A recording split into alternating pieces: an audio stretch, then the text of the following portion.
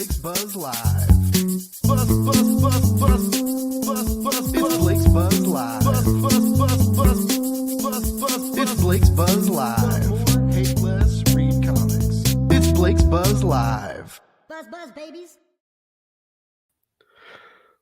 Buzz, buzz, babies. We are live again. It's Wednesday night. I've got a bunch of awesomely talented indie creatives and editors and wonderful people in the house. We're going to talk comics. We're going to talk life.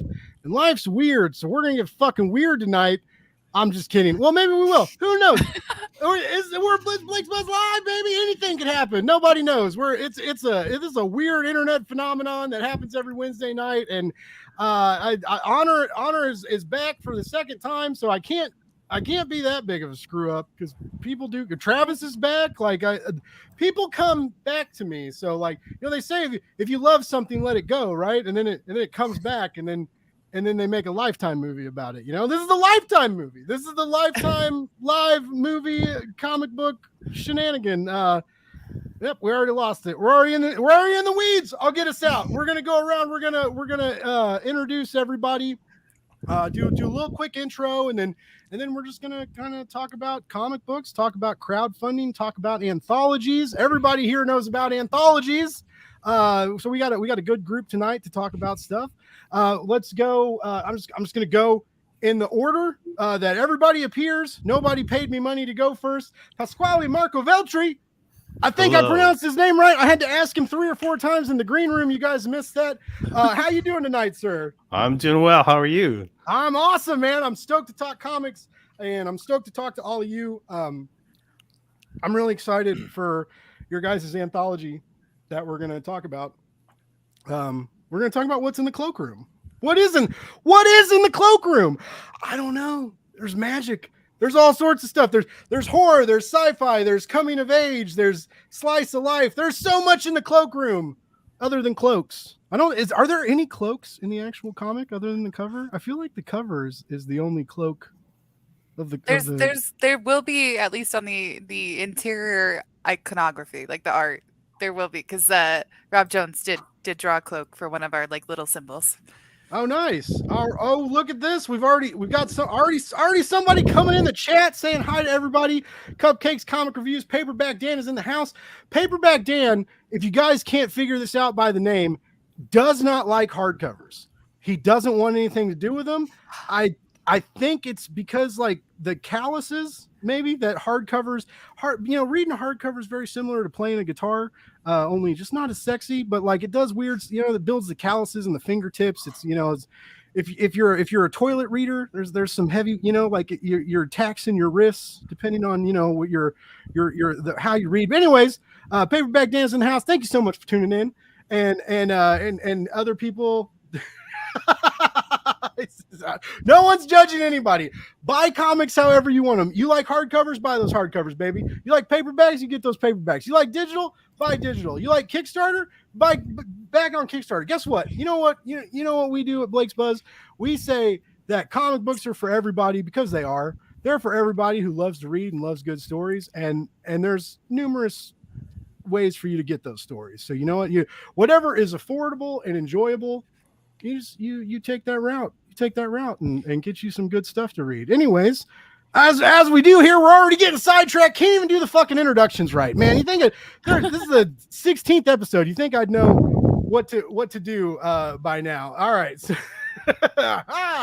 So next up, who is next? Who wants to go? I think we've got God damn it. I'm already. I spelled out your name. I spelled out your fucking name. All right, we're good. Phonetically. Are you ready, ladies and gentlemen, for me to say somebody's name? Oh, let's go. We George Papandreou. I'm proud of you, man. I'm proud of you. Someone's you proud did of me it. already. Fuck you, Dad. You watching? No, he's not watching. Just kidding. I'm sorry. Right. Anyway, George, so happy to have you on the show. How you doing tonight, bud? How are things? Yeah, things are doing. George has an going awesome pretty well microphone. He has an awesome camera. he's got like he's got like his little studio thing going. Like he's been around the block. Like he knows how this is going. Thank you. I was well prepared, just because I was prepared to be in the anthology, and I'm happy to be here. Well, you'll regret saying that, but we'll take it for now. Got you. All right, Yeah, I'll keep that in mind. George, super stoked to have you guys on. Excuse me. Anyways, sorry, I was probably Anyway, my throat's a little agitated. I did a lot of talking in my day job. I work the phones on my day job, and I've had an intense couple days at the day job where I've had to kiss a lot of extra ass and try and like make things happen for the company, which I failed at. I think I lost this in account, but that's beside the point. Hopefully I don't lose any backers tonight, right? Like I've fucked up where the money comes from in my real life, but hopefully I don't lose you guys any backers. Like that's the goal anyway, right? Like I like to tell people that you come on Blake's Buzz and I get you rich, and it sounds good, but it's a lie. I haven't gotten anybody rich yet, but I do think I have gotten a couple people, a handful of backers here and there. Honor, Vincent, let me just pull myself out of the weeds now. Honor this is Honor's second time on the show. She came back, right? So that's good. Like she came back, and I actually am really stoked because I just filled out my my survey for New Rat City Volume 2. So excited to get the end of the story. This was a joke for everybody. We're not going to talk about anything. I'm just going to grill Honor about New Rat City Volume 2 because that's all I care about. No, I'm joking. Super stoked to have you back. How you doing? How's your night? I'm good. How are you? I've actually been making rats for the campaign. Oh, you're like your little needle rats? felted rats. I have to make 7 of them. So I was really hoping you were like, I got to make like 55 of these. No, I wasn't that like ambitious about it. Thank God. 7's enough. When the tier when you're like, oh yeah, this would be cool, and then you're like, oh shit, like I hope not everybody Please don't buy them. Yeah. This was a bad idea, and I'm sorry.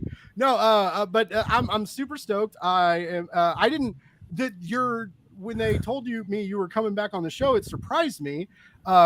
Just because like I didn't necessarily expect you from the class, the writing class of people, right? Because you're like, you've kind of done this already, but so you did the Snyder writing class and so but that's also good, I guess, to talk about because it helps seasoned writers as well as new writers, right? So like the Snyder class was worth the dip, and I believe if I'm not, I very well could be wrong because I'm wrong a lot, but like anybody can get into this class now, right? And you can watch the old videos and watch the old lectures and like hop in and do all that, right? So that's worth it, I guess, right? We should all do that. Oh, for sure. I take classes constantly. Like it's great. I don't think you're ever done learning anything. And the Snyder class is awesome because I often don't go to the lectures when they happen because it's kind of late for me. So I always watch them after, and the Discord's great. Which is well, that's cool. So there's a Discord for the Snyder class too? Mm-hmm. Yeah. Yep. Well, man, if you got a fucking Discord, you're in it, right? Like everything cool has a Discord. Let me tell you, this dude used to teach at NYU, and now he's charging $7 a month. So, yeah, I think it's worth it. No, it's awesome. I came from an MFA background. Well, I say that. So when I get all like fucking like hotty toddy and I'm like, I came from an MFA background, what I really meant was like I was a fucking idiot and dropped out of my MFA program when I was writing my thesis because life happened, which was true. But like, it was one of the best things about the MFA program was I got to talk to writers all the time. Like they brought outside lecturers in, and you would get to say cool shit like, oh yeah, like this New York Times, this my thesis advisor had a good review in the New York Times, right? But I don't necessarily think that is good or makes you a better writer just because you're like learning from these people. I think just talking to writers, like people in the field, people actively, like we're talking comic books right now, right? But like people actively making comic books, people actively in the field, you're actively on Kickstarter, you're promoting your own stuff, you're writing your own stories, you're doing all these things, right? And like, and you're willing to talk to people about that.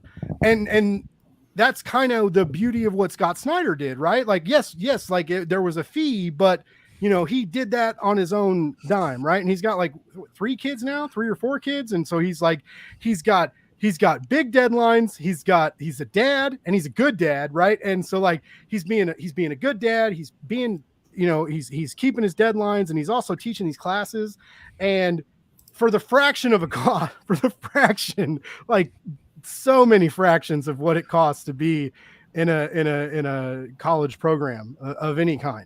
Like a math fraction level, or what are we talking? Like a math fraction of a cost of being. God damn it! Of being.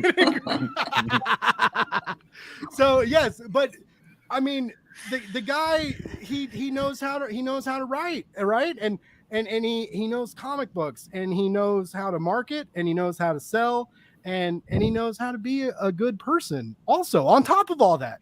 So like, yes, to have him like have that class and to like bring you guys all into that, like I'm really excited. Like I think it's so cool. Again, we're totally getting sidetracked. We haven't even done all the intros yet, but we're that all this happened right out of the love for creation, out of the love for storytelling, to help other people level up themselves and kind of learn the name of the game and see how all these things play together for like him to just do that. And that was, like when Substacks were going off, right? Like everybody was like, well, I don't know about these Substack things. Like, do I need another subscription cost? I just don't know what to do with this new information of the Substack. Like I'm nervous. I feel weird. I feel uncomfortable. This is new. Like I can't buy this in a store. It's digital. Like it's digital. Like that was the vibe, right? Like people were getting fucking weird about it. But Scott Snyder did something totally different. And he was like, I'm gonna fucking teach another college class basically for nothing. There was a fee, but like not like if you were enrolled in, even comic school, like there a lot of people, and I've had people on the show that really dug comic school, but that's also expensive. That's like $500 something to like enroll in those courses, and they help and they're cool. But anyway, so yeah, Scott Snyder just did it right, and we got some cool people here talking about it, and then we're gonna keep talking. I fucking haven't introduced everybody yet. Aubrey, why didn't you tell me to shut up an hour ago? Because people always told me to shut up growing up. I'm never gonna do that to another person. That's a dick move. Well, I appreciate it, but any time tonight, if you guys want me to shut, if I talk too much and just remind, like, hey Blake, we're the guests, and I'll be like, oh, I'm sorry, I thought I was the guest and my own host, and you guys were just here to cheer me on. I get confused sometimes. But so Aubrey Lynn Jepson is one of the editors for this new anthology, and I hear that is just the most not stressful, uber relaxing thing. It's so ever. Calming. It's so calming. To be an editor for an anthology, definitely it's just haven't like it's had so a bunch chill. Of breakdowns. No, no, I definitely haven't had any burnout. It's been really easy. Yeah. Actually, that I don't want to get dig too much into the weeds into that, because we have had a great team of people to work with. It's just a lot of work, and there's 4 of us that have kind of divided the work. A lot of the editorial was me and CK, especially like editing scripts and stuff. So they've been great to work with. It's been amazing. It's just a lot. And I'm very glad. I 2 years ago, I thought I'd do this all by myself, run like an anthology, and I'm really glad I didn't do it all by myself, because it's a lot of work. Yeah, I hear that, and last but not least, Travis has also done a lot of anthology work, but that's not what we're here to talk about. Well, I am going to ask Travis. Well, hold on, back the F up. One, I am in Scott Snyder's class as well. I just don't participate in the Discord or anything. 2, I also reviewed this and gave a feedback on the Kickstarter page. So I'm included before you go on your rant that I am not part of the crew. All right. Okay. Yeah, you Because that's where you're going to go. our stretch goals. You're in our stretch goals. You are definitely part of the crew. See? What is this? What's his stretch goal? What's They can I'm have sorry. whatever they want. I don't. Yeah, whatever they yeah. want. I don't know. I think Ben asked and Travis was like, "Here, go for it." Whatever. I'll write 40 pages if they need it. Whatever. Digital 40 whole comics. pages. Holy shit! Cthulhu invades the cloakroom. That's Whatever. you guys didn't know that. You guys like if this makes over this makes $2,000 more. Oh my Travis gosh! will Don't do make a promises separate we can't anthology. keep. Whatever. Don't make No, promises. I've got stories that'll fit in. We can throw it in. No, I don't make ever a promise that I can't keep. But yes, Okay. I think there's a stretch goal. Whatever it is, we'll make it better than whatever it is. So whatever it is, I'm going to add something else to it. How's that? But what was your question, Blake? Sorry, I was too busy correcting you that I don't know what you're going to. I don't even remember anymore. Where are we? What happened? No, but yeah, you are a big time Kickstarter anthology person. I feel like we can say like that's like you're a writer. You are a co-owner of Orange Cone Production, and you guys put out fucking sick comics and awesome anthologies and I would like to talk, it's funny because you helped this anthology. You gave him a pull quote. You reviewed it. It passed the Travis test, right? So that's good to know. Not only did it pass the Travis test, the dog story had me in tears. I don't remember who wrote it off the top of my head, but I skipped that. I skipped that because I knew it was gonna. No, it was so good. I just lost a dog right when it happened, so it was very close to all that stuff. It was very, very good. I'm super excited about this anthology. And yes, I do some anthologies.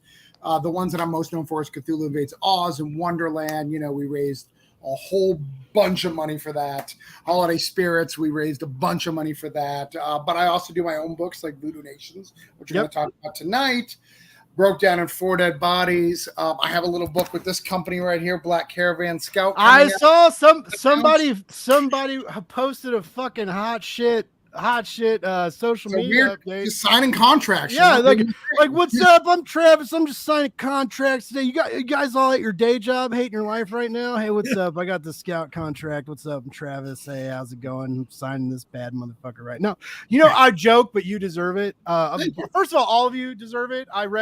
So I won't lie, right? I did not read the entire anthology because I'm backing it, right? So I read the stories of I read your all stories and I looked at the art and kind of got a vibe, right?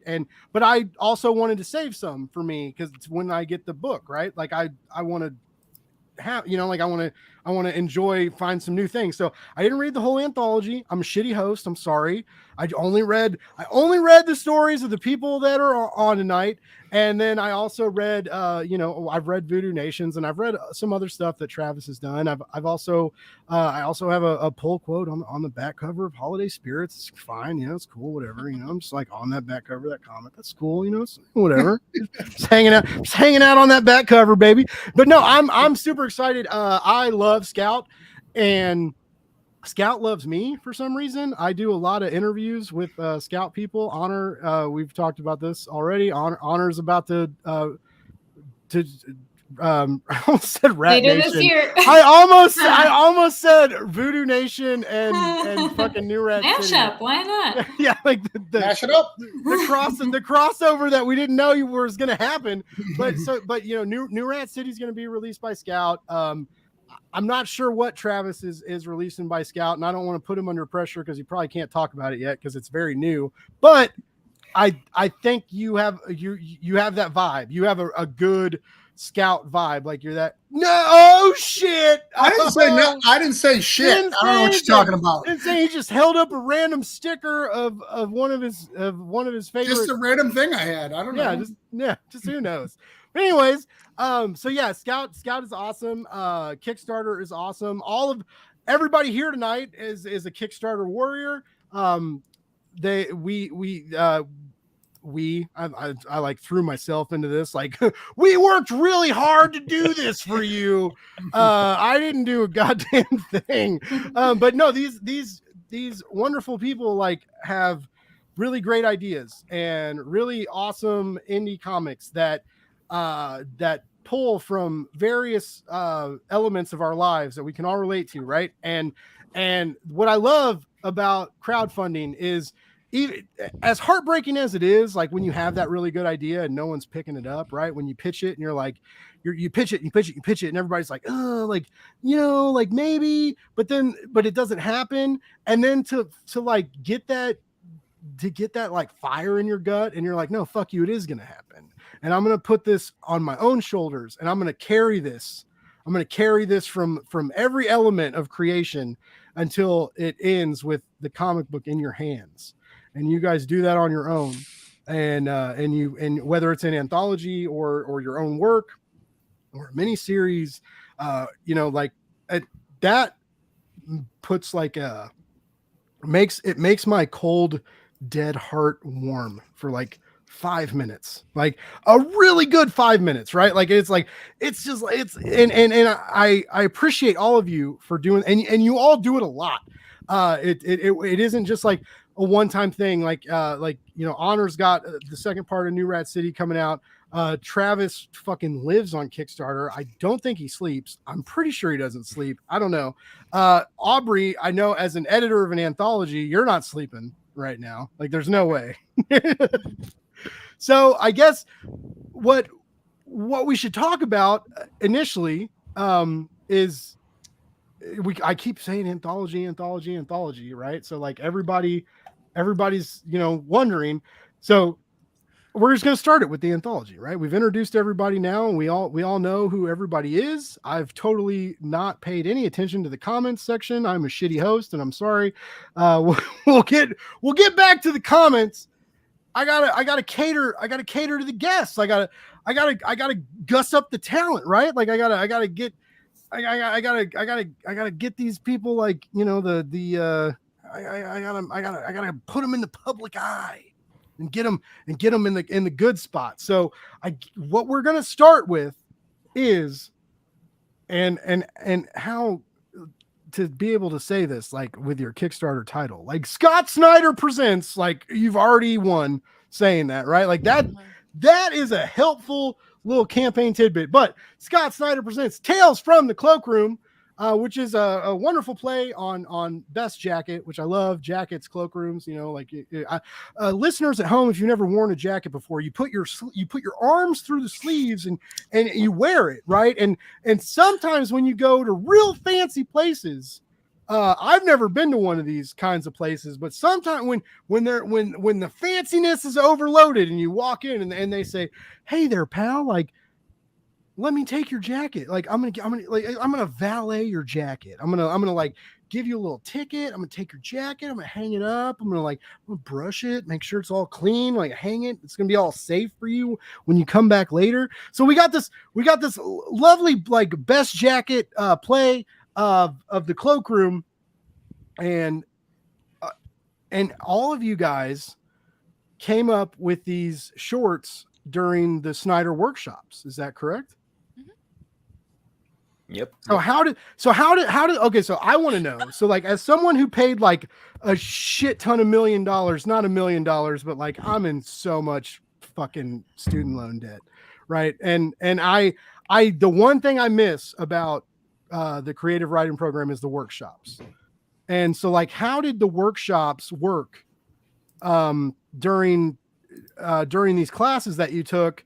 And I'm assuming like, you guys mentioned that there was a Discord, so there was probably like some ongoing conversations in the Discord. And then I'm sure like a few of you like, enjoyed talking to each other and then did that like outside of the chat rooms, and like things kind of maybe blossomed. But like, how did these work? How does this new workshop scenario, how does it play out, and how is it different than? So you mean like our side of things, or Scott's side of things? Because there's like kind of two sides.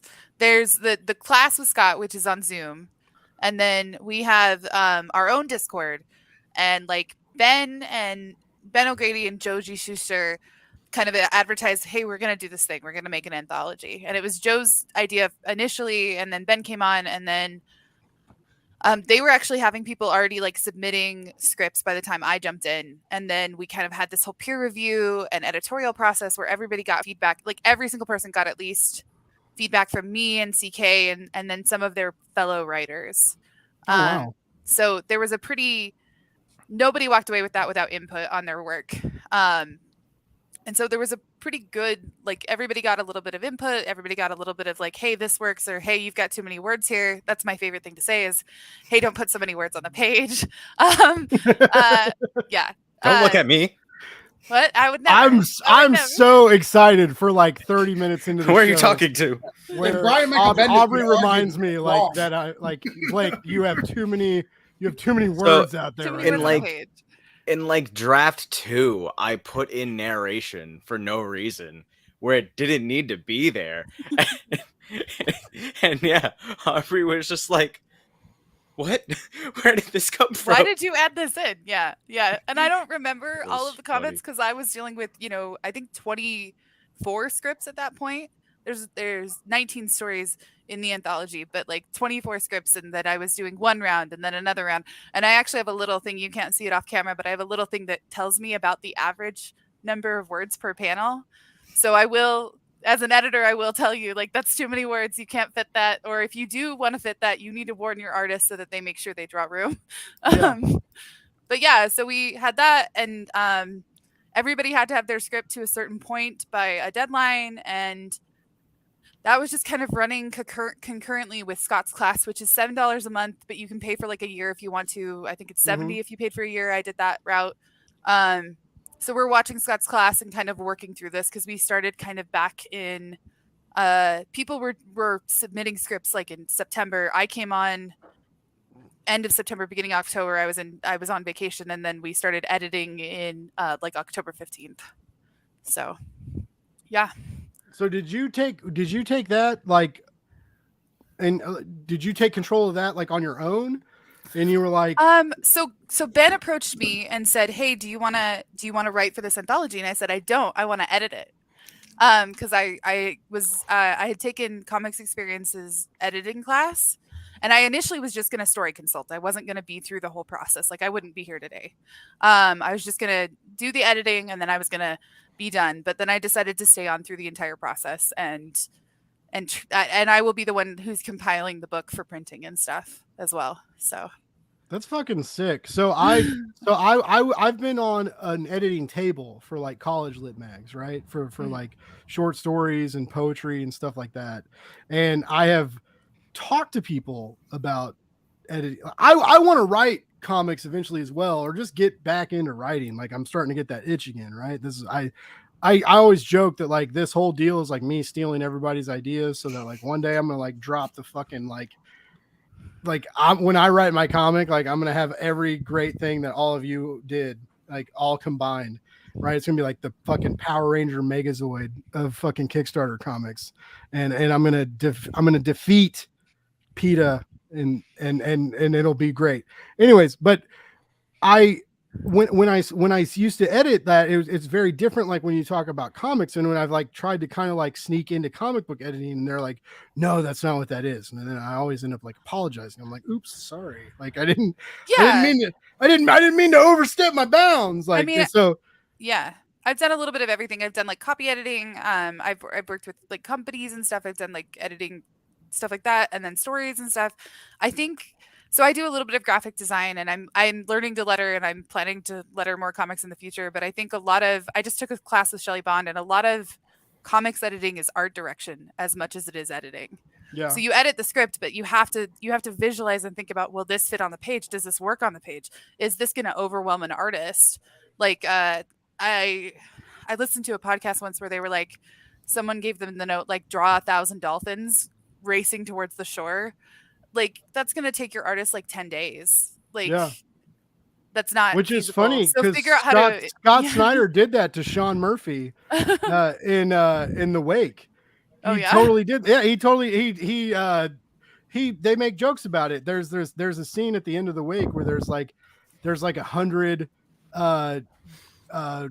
mer monsters, right? Like they're not like, it's not the Little Mermaid. It's fucking like these like monsters with fishtails, and they're like rising up from the ocean, and Sean Gordon Murphy was like, I can't believe Scott did that to me. And Scott laughs like in the interview. He's like, yeah, he's like, oh, I did do that. Yeah. So that's what you got to think about. You got to think about how is this going to look on the page? How much work is it going to be for the artist? Is it too much work for the artist? It happens. Like there's times where you do have the artist draw something amazing. Yeah. But there's times where if there's a shorthand to communicate what you're doing, that's not going to cost them 8 hours. Be nice to your artist.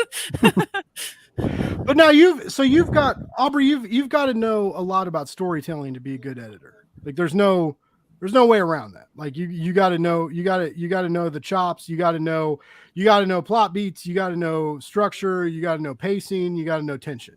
Right. Yeah. You got to know what to look for. And so for you to come out of the gate saying, I'm interested in what you said previously, when you're like, when you turn down writing a story and you're like, no, I want to edit it, because that's a lot more work, right? Like that's a lot probably. more. Yeah. I didn't realize that when I said it. Oh, there it is. Well, it was more that I wanted. I've edited for friends, but I wanted more my name on more titles for one, as an editor, because I just wanted to build that resume. But I think I wouldn't change it. I don't think I'd go. But like someone else asked, like, would you go back and write it? No, I'd still want to be an editor, because I think I enjoy. I mean, I write my own stuff too. Like I'm a Kickstarter I'm in producing the end just funded, and so I don't know. I think I've worked really hard. Like I like when Honor said that she continues to take classes. Me too. Like that's why I'm in Scott's class. I just took Shelley Bond's class. I love learning, and I think piecing all those skills together is what makes a good editor, is figuring out, like, learning everything you can about the process. And I enjoy helping people. My favorite thing to do is help someone realize their vision to the most polished point possible. So that's a really good thing, man. Like that's a really good thing to say. Like that's solid. Like that feels like a rehearsed answer, and not like I don't want to be like offensive. Like that just felt like that was like real. That was very real. That's like my passion. Like my whole brand is taming the muse, and I want to help everybody make the most gorgeous thing they can. Nice. So yeah. Was it harder? I swear I don't want I don't want everybody to think I'm like over focusing on Aubrey. We're gonna branch out, but Aubrey's the editor. Like Aubrey has like some deep insight that I think like anybody watching the show and people involved in any kind of Kickstarters and especially anthologies would would benefit to know about. But like, your theme for this anthology, and I guess I want to talk to everybody about this. Like the theme for this anthology is this course, right? Like you all came together through this course. The theme is the jacket. Like the jacket either has to be an Easter egg or it has to be a part of the story in some way. Okay. Yeah. Like because there's a wild we got slice of life, we got sci-fi, we got horror, we got love stories, we got like there's so much going on in this anthology, and it's wonderful. Like I love the various places that it takes us, and I love I'm a fucking sappy little douchebag. Like I love, like, please play games with my heart. Like please, like, make me feel things. I want that. When I read stories, I want to feel stuff. I want to get excited. I want to feel sappy. If you can make me cry. Oh, if you can make me cry, I'll give you extra money. No, but you guys have this really interesting, like a really in-depth theme that can take your guys' stories to numerous places. And as an editor, I almost like was it kind of exhausting, or like, or there's the stories are very, very different. The art is very, very different. Everything is very, very good.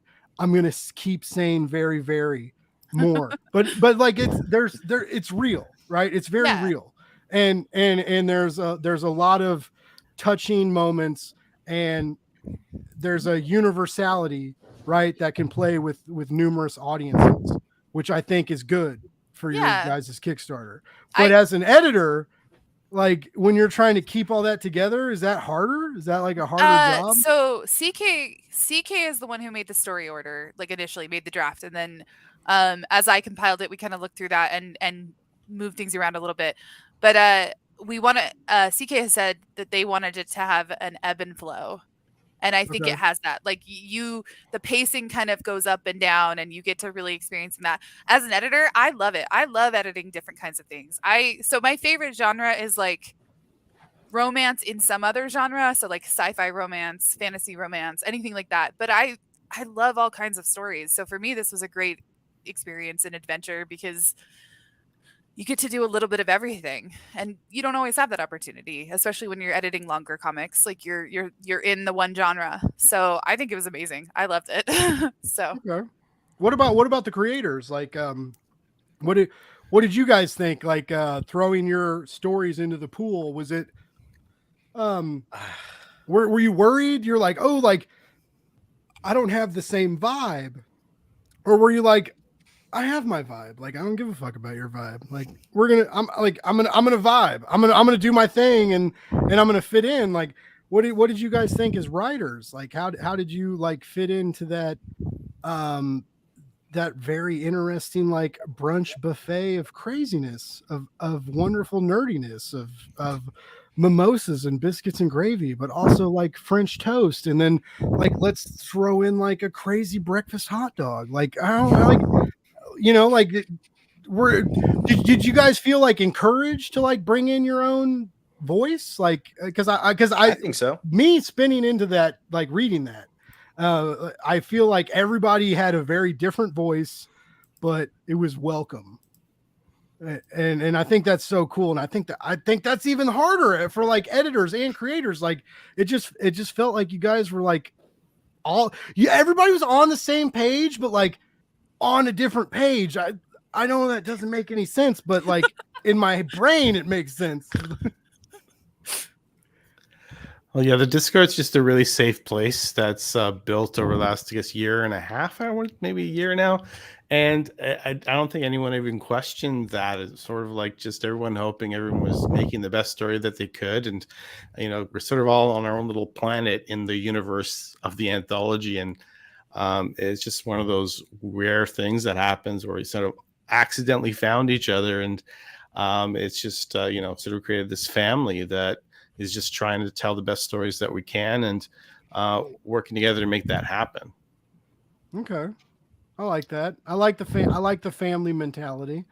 We were all very encouraged to do what we wanted. You know, the theme was so simple that like we could really go in whatever direction we wanted to. We were really encouraged, is what I'm getting at.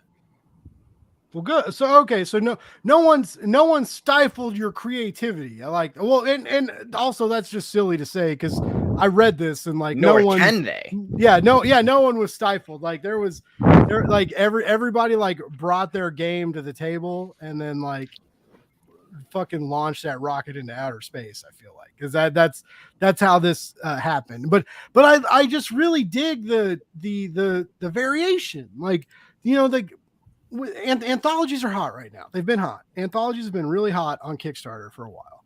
And there's always like a very like when there's a strong unifying theme, like I feel like that helps sometimes.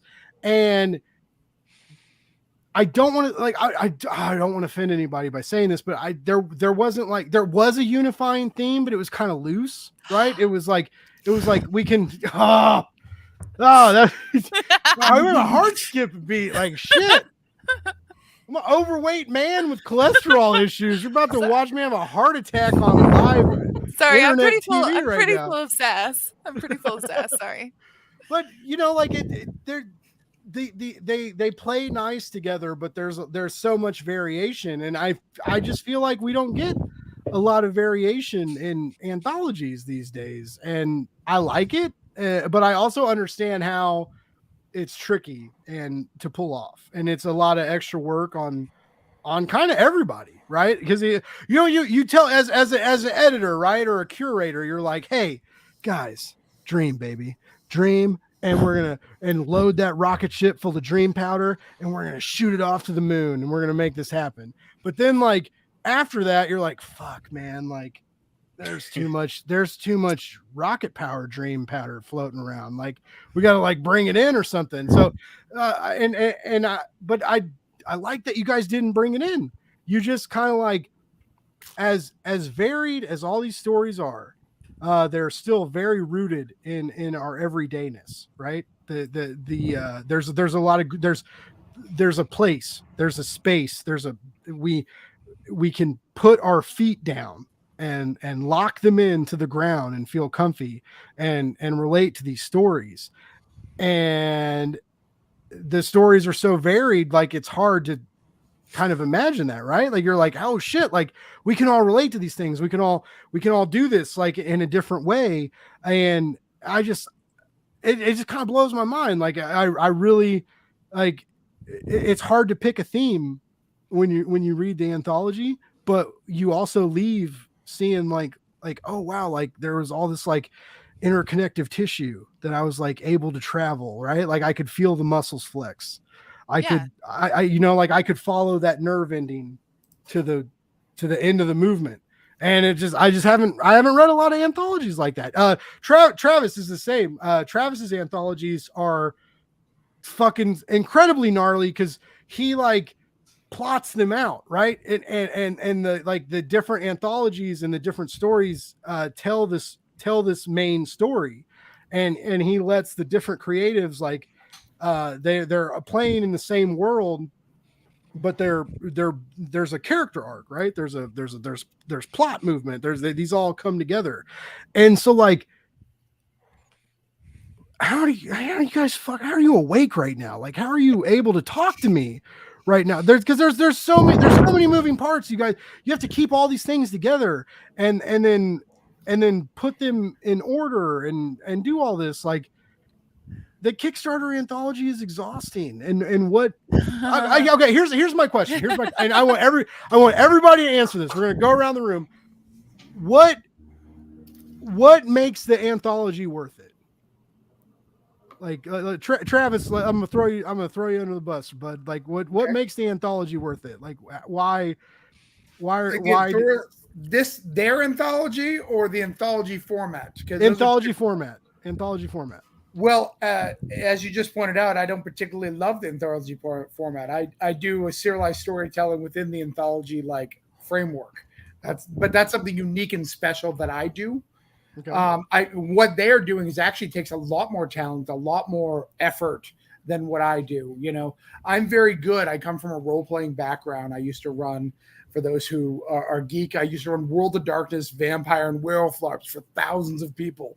So I could take everyone's story and make them into one story. That's what I'm good at. But making, a typical anthology, that Aubrey and I think CK, what they have to do, they have to bring ebb and flow, and they have to bring emotions of each of the story back and forth, where I build a roadmap in my anthology. So what they're doing is far, far harder and far more impressive. And if done well, is far more rewarding, because in an anthology with a whole bunch of different storytellers, for me, I kind of cheat, right? They have characters that people love, so they'll just go to the next character they love. They have to love each story. If they don't like a story, that may affect the next story. So they've got to kind of ebb and flow styles and genres and all that. So kudos to them. What they're doing is way harder than what I'm doing. See, that's because initially I thought what you did was harder than everybody else, but I also recognize that. And if they weren't here, I would say that, but they're here. So theirs is hard. Like we got to be careful, but no. They're 4-1. I'll get beat up. But there I don't even need the other three. I think I can take you. Bitch, you're right. Oh shit. Fatality. But that is an interesting element to say, because there are like there's a wide berth of genre also in your own anthologies as well, even when you tie them together and tell like a cohesive story. But in the Cloakroom, there's like I mentioned, there's sci-fi, there's horror, there's monsters, there's slice of life, there's so much, but it all ends up in this like cohesive experience. And I love saying that. I love it when you can say like you don't just read something, right? In my opinion, and I've written a fair share of comic reviews, and you could call me Comic Books Press, I guess. You could call me a fucking asshole. You call me whatever you want, but there is a definite excitement. There's like a buzz in your pulse rate, in your blood flow that's going through your veins when you can say like you don't just read this, you experience it. And you can't say that all the time, because sometimes you do just read it. I love comics, man. Like I'm blessed. I'm on a lot of press lists. I get a lot of review copies. I get to read a lot of stuff that I wouldn't normally be able to read. And there's a lot of, there's a lot of cookie cutter shit out there. I'm not going to throw any names out under the bus, but like there's some people that are hesitant to take risks because they're in a comfortable area where they can like produce comics, right? And one of my favorite things about Kickstarter and crowdfunding is that like all of you're like, fuck you, we're going to take some risks, right? I'm going to write a fucking exterminator rat tale about New York City that also like dives into fucking climate change and how we care about the world and how we care about each other, right? Like that's fucking, if you guys haven't read New Rat City from Honor Vincent, that's what happens, right? Travis with Voodoo Nations, like Travis is blending a very intriguing tale of fucking white people that think that they're really important and can help non-white cultures be a better culture. And then there's this really strong blend of like who's the bad guy and who isn't, right? Like and just because of like Christianity and the people that are influencing it and pushing it on other cultures, when like leave them the fuck alone. Like they don't need your fucking religion sometimes, right? Like and I love that. And I was raised Catholic, right? Like so like Travis's story like really like scratches a strong itch in my Catholic guilt childhood that I'm just like, yes, like, oh, I wish Bishop was real and could have fucking like yelled at those fucking like my buddy's family that thought I was fucking poor, wouldn't let him spend the night at my house because like I didn't live in Overland Park, Kansas, Overland Park, Kansas is a very nice neighborhood. And I did not live in that. And so like when I was in school, some of my friends' family, they were like, hey, you can't go over to Blake's house because he lives in a poor neighborhood. And that all spun out of this fucking like that all spun out of this Christianity hierarchy that like we were raised in. And Travis built this crazy story with like voodoo priests and different backstories and a marriage falling apart. It's amazing. It's amazing. You guys are all really amazing storytellers. And I'm all week to week, I'm shocked and frazzled and fucking flabbergasted that you guys put up with my bullshit. Cause like you guys are all really talented. And like, why the fuck are you talking to me? I'm confused and it's crazy. But anyways, I don't know what I was getting at. I just you guys are all really good at blending uniformity and in really crazy ways, really intriguing ways, and you guys can you can put us into your stories, right? As unique and varied and chaotic as they all are. You all find ways to mix us into your own religion, as in a sense. And I've been praying to rats for fucking 5 months and my dreams still haven't come true. So Honor, like I'm trying real hard to boost you up here, but like the rat gods, they just like I don't have. You need at I least don't have 9 the months. cheese. I don't have the Trying. cheese. I don't have that fickle cheese.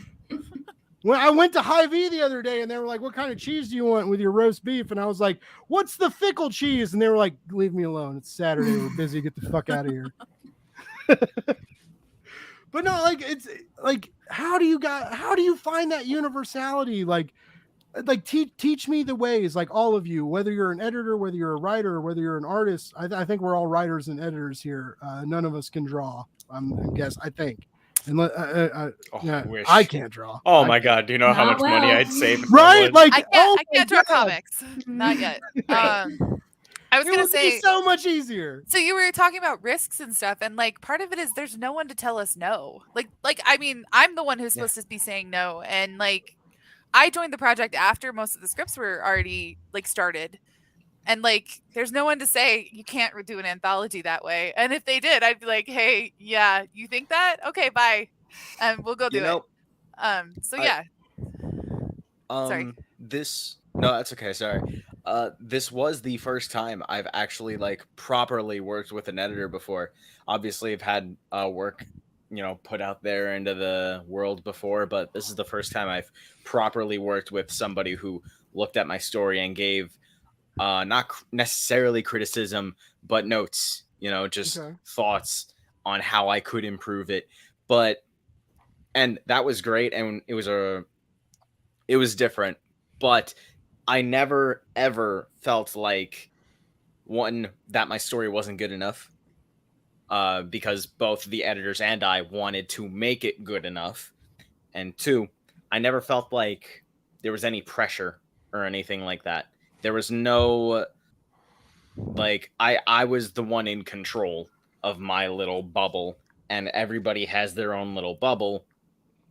But when it's hard to explain, but when you give enough freedom, everything kind of just falls into place after that. Did anyone tell you that your title was too long? Not at all. No. Because it's good, but that was the idea. I wanted to go for a long. I was just like, it is a long title, but we had to get Scott's name in there. Come on, like, what did you expect us to do? Well, it's funny because most long titles are in the horror genre now, right? It's like the you that you saw in the mirror at the dark of the night at midnight after you said Bloody Mary 5 times. Like there's a very long horror title there waiting for somebody, and this audience, that what we're talking about right now is you never know what could happen the day after a party, which is holy fucking shit, totally true. and this story is so nurturing, is so wonderful, is so exciting, and like comforting and warm, and like also made me like really sad. Like, where's my fucking after the party? Like, no one ever left a fucking jacket in my house when I had fucking birthday kegers in my fucking 20s. No, I'm just kidding. No, but but there's a really I love your fucking story. It fucking it was a challenge to make it too. I bet it was. Like, because it's so perfect. It's not cheesy. Oh my God! Right? Thank you. No, let me goose you up, baby. Like it's so perfect. It's not cheesy.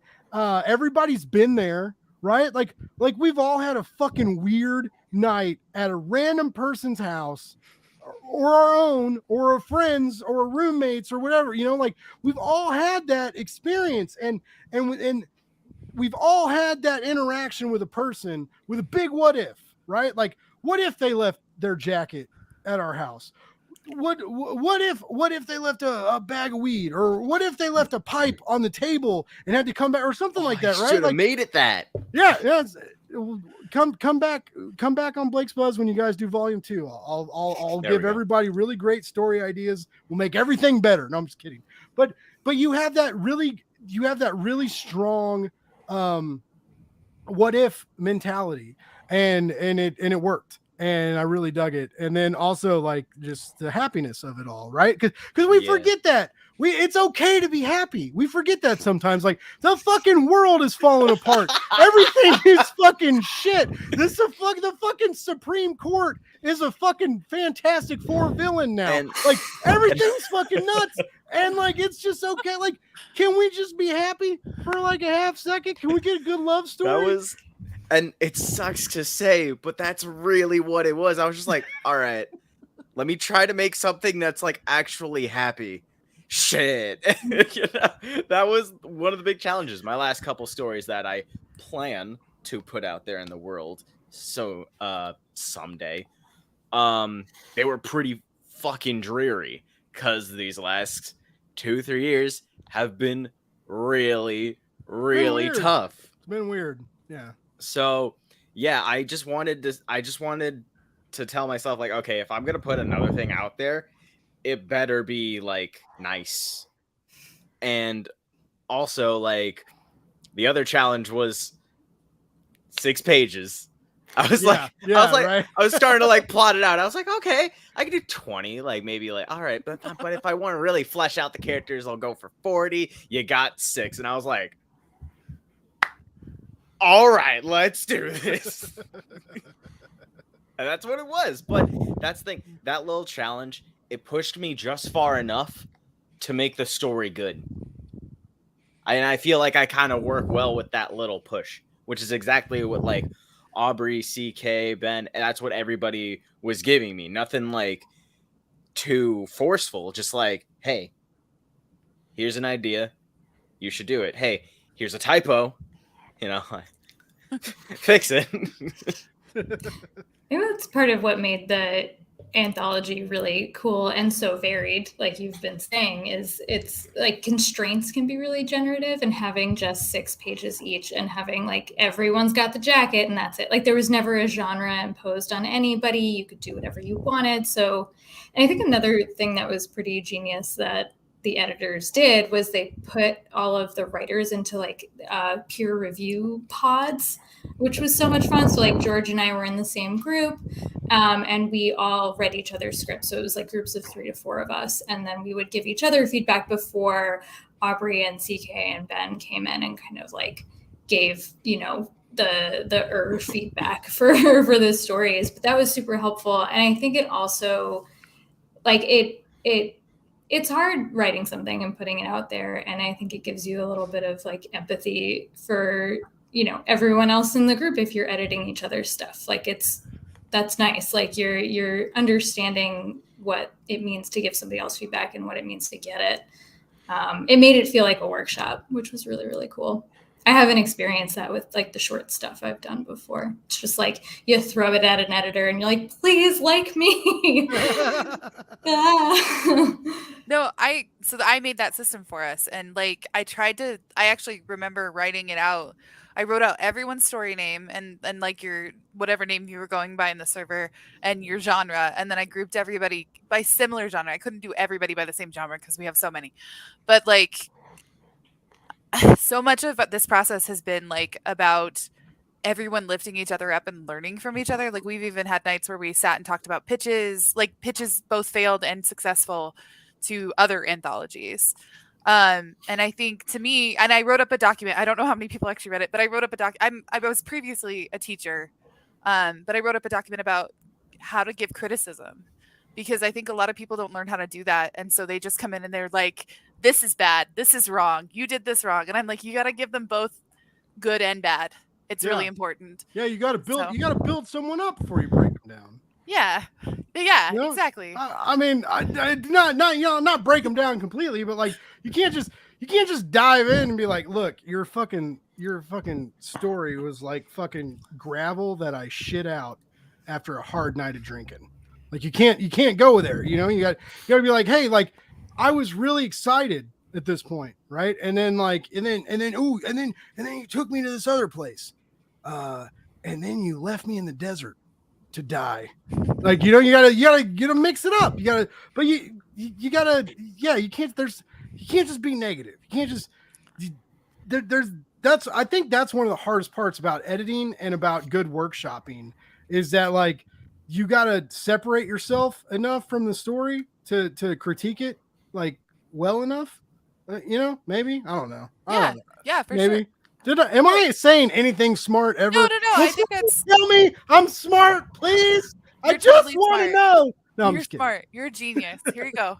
No, I think that's definitely true. Aubrey's going to be a co-host for every show. I enjoy hyping people up because I think there's a lot of bullshit in the world and we need to lift each other up. That is also true. The thing I say all the time is rising tides lifts all boats. But like I think it's also the study thing. When I was teaching, like I said, we were taught that we need to give kids 8 positives for every 1 negative. Now I'm not going to do that with editing people, but I will do that. Like, if you only ever tell someone they're bad, why would they listen to you? Like, what's the point? And so even newer writers that I've worked with, like, you've got to find something good in the work, even if they're new and they're still figuring things out, because there's something good in everyone's work. Well, and someone would just ask me for some advice on them dealing with their artist. And I said, once you start going into that negative mindset, you're going to get less positive work. So the minute you start going to that and they feel that you're ungrateful for what they're doing, because, artists do a lot more than writers. I mean, debatable, but like how many hours they put into a page is very, very different than how much we put into one page of writing most of the time. So you've got to be, make sure you pick your battles and make sure you love, because the minute you start that downtrend, they may just try to rush through the job. They may not give you the best work. And I've seen it where, maybe I was a little rougher and I see the next person's art from the same artist. I was like, that's way better. Why didn't you do that for me? And then you have to dig it. Maybe it was my fault, right? Maybe it was something you did. Maybe it could be something in his stuff, but you got to figure those things out. Is it ever stressful? Because right now, anthologies are hot. Like they really are. Like anthologies are really fun, and they're generating a lot of money on crowdfunding, and people are excited about them. I think the variation is part of it, but like you still got to you got to bring the reins in every now and then, right? Like you want to let people like venture out and tell their story and get excited and be experimental. But then also at the same time, as an editor or a curator or as like the lead behind the project, whatever role you find yourself in, sometimes you gotta crack the whip. You always gotta crack the whip, right? Like every now and then you gotta fucking crack the whip. How hard is it to crack the whip? And I guess like Aubrey and Travis, I feel like are the ones who like have had to crack whips, like based on previous projects. And like, does it ever like fuck with you a little bit when you're like, when you're like, ooh, I got to be a little mean right now, but if I'm mean, it'll make it a better project, maybe, right? Like, I think you have to be careful that it's not mean, that it's honest. And that those are two very different things to me. Like honesty versus meanness so I just took that class with Shelley Bond, and she's like, if things aren't working, if people aren't getting along, sometimes you have to fire someone. And it's not a mean thing. It's a this is how the work gets done. And so the scripts were not a problem with that, but like we did have art where we had to go back and be like, this is out of the trim safe. Like this isn't gonna print. It won't print. It won't work well. We're gonna have problems with that. But every single person that we talked to was receptive. And there was always there's always the fallback too, that so I have a little bit of, like I said, I do some graphic design. I'm working on becoming a letterer as well. So there are some things that I'm going to fix on the back end, that small mistakes and stuff that we know I can fix. And so was it worth going back and forth 15 more times to try to fix that with an artist? No, it's worth it just for me to go fix it. And so I think that weight has to be equitable between you and your teams. And I think if you're being mean, I just don't see how that could, like Travis just said, I just don't see how being mean is conducive to work. Not like mean for the sake of it, but just like sometimes you have to be a little more forceful than other times, right? Yeah. And is that ever like really stress? Like that like when I think of comic book creation and like that's what stresses me out. Like as like a person who was like, what if I wrote this script and then like someone sent me a page and I was like, no, this is not what I wanted, or this isn't fitting for the, like that's the stress that I imagine for myself in these scenarios that I always think that like you all deal with in one way or another. And so I guess as when you take that, when you put that weight on your shoulders, right? I just make CK do it. Okay. They just said in the chat that they're a blunt bitch. And they also said that they texted me and told me that I have to tell you that they're upset that you didn't read their dog story. So I had to work that in somewhere. Okay. Perfect spot. All right. All right, motherfuckers. Here's why I didn't read every fucking story of the anthology. No. It was a joke. It was a joke. Come on. No, it's real now, though. No. I'm really proud of you that you're backing the book. I'm really glad for that. So let's not jump in too deep. But let's address this. That dog story was really good. It was my favorite of the ones that I read. Fuck! And God, I think that you're garbage because you didn't write it. And I'll say it. They may not. And whatever you lose from Blake, I'll finance this report. So you're fine. Don't worry about it. All right, yeah, he'll like $2. You're not gonna lose more than $2 from Blake's bus. That's probably a lie. But no, the reason that I didn't read everything was because I backed the physical copy. Yeah. I'm gonna get this book, and I wanted some to read and be surprised of later. It's okay. Wait until you get it, and then you get to cry. Yeah. And also like I did lose a few months ago, I think everybody knows, like I feel like most people donated to my cancerous dog campaign. Like people donated and helped me put my dog through the vet, and it was really fucking insane. Like I raised like $2,000 and we got really excited because we had like money to pay for like treatment, and then like I got all this money and we made it try to happen, and we got my dog a wheelchair because we thought her spine went out, right? Like we thought I was about to get like real happy right now, just shooting to the moon for like happy topics. But like my dog, we thought she had like a spine issue, and we raised money to buy her a wheelchair. And everybody donated, and we got this wheelchair, and we were trying to like train her in the wheelchair, and she didn't like being in the wheelchair. She kept getting like really uncomfy. And then like a week into wheelchair training, we found this lump where like the wheelchair support was. And then we went to the vet, and they found out it was cancer. There was this like cancer. So we like, we thought we were just going to be like, we're like, yeah, we can help her. Like, she's got a bad back leg, like train. And then it turned into this whole other thing. So yeah, when I saw the dog story, I was like, I need a minute, like, it's still raw. Like, but I also like, I read everybody's story tonight, and I loved everybody's story. But again, like, I do want to say, like, I was gifted the opportunity to read a lot more stories than I did, but I let them slide so that I can, when I get that physical copy, which I'm, paying for on Kickstarter, because I'm awesome. I'm like that, right? Like, I'm just a really great person that backs Kickstarter campaigns. Like, can we build me up anymore? But no, like, like I just I'm excited to experience that later. But that one, I did click through the art, and the all the wonderful art in this book is so good. On so many different levels. Like Honor has like an awesome time travel story.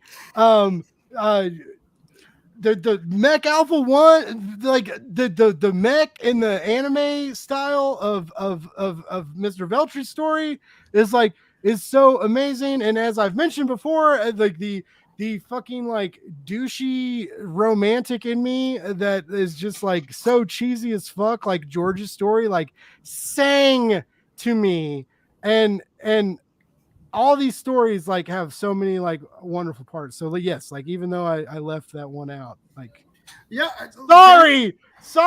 No, we're totally kidding. No, they brought a great group of people together. Someone who puts together a 70 creator anthology in my last one. Cthulhu Invades Wonderland was 70 creators, 249 pages, something like that. It's insane. To see how many good quality people I don't know right? And you think because they're taking Scott Snyder's class that maybe they're on a lesser. But then I was like, no, I'm taking Scott Snyder's class. Honor, who's doing stuff, we're taking the class too.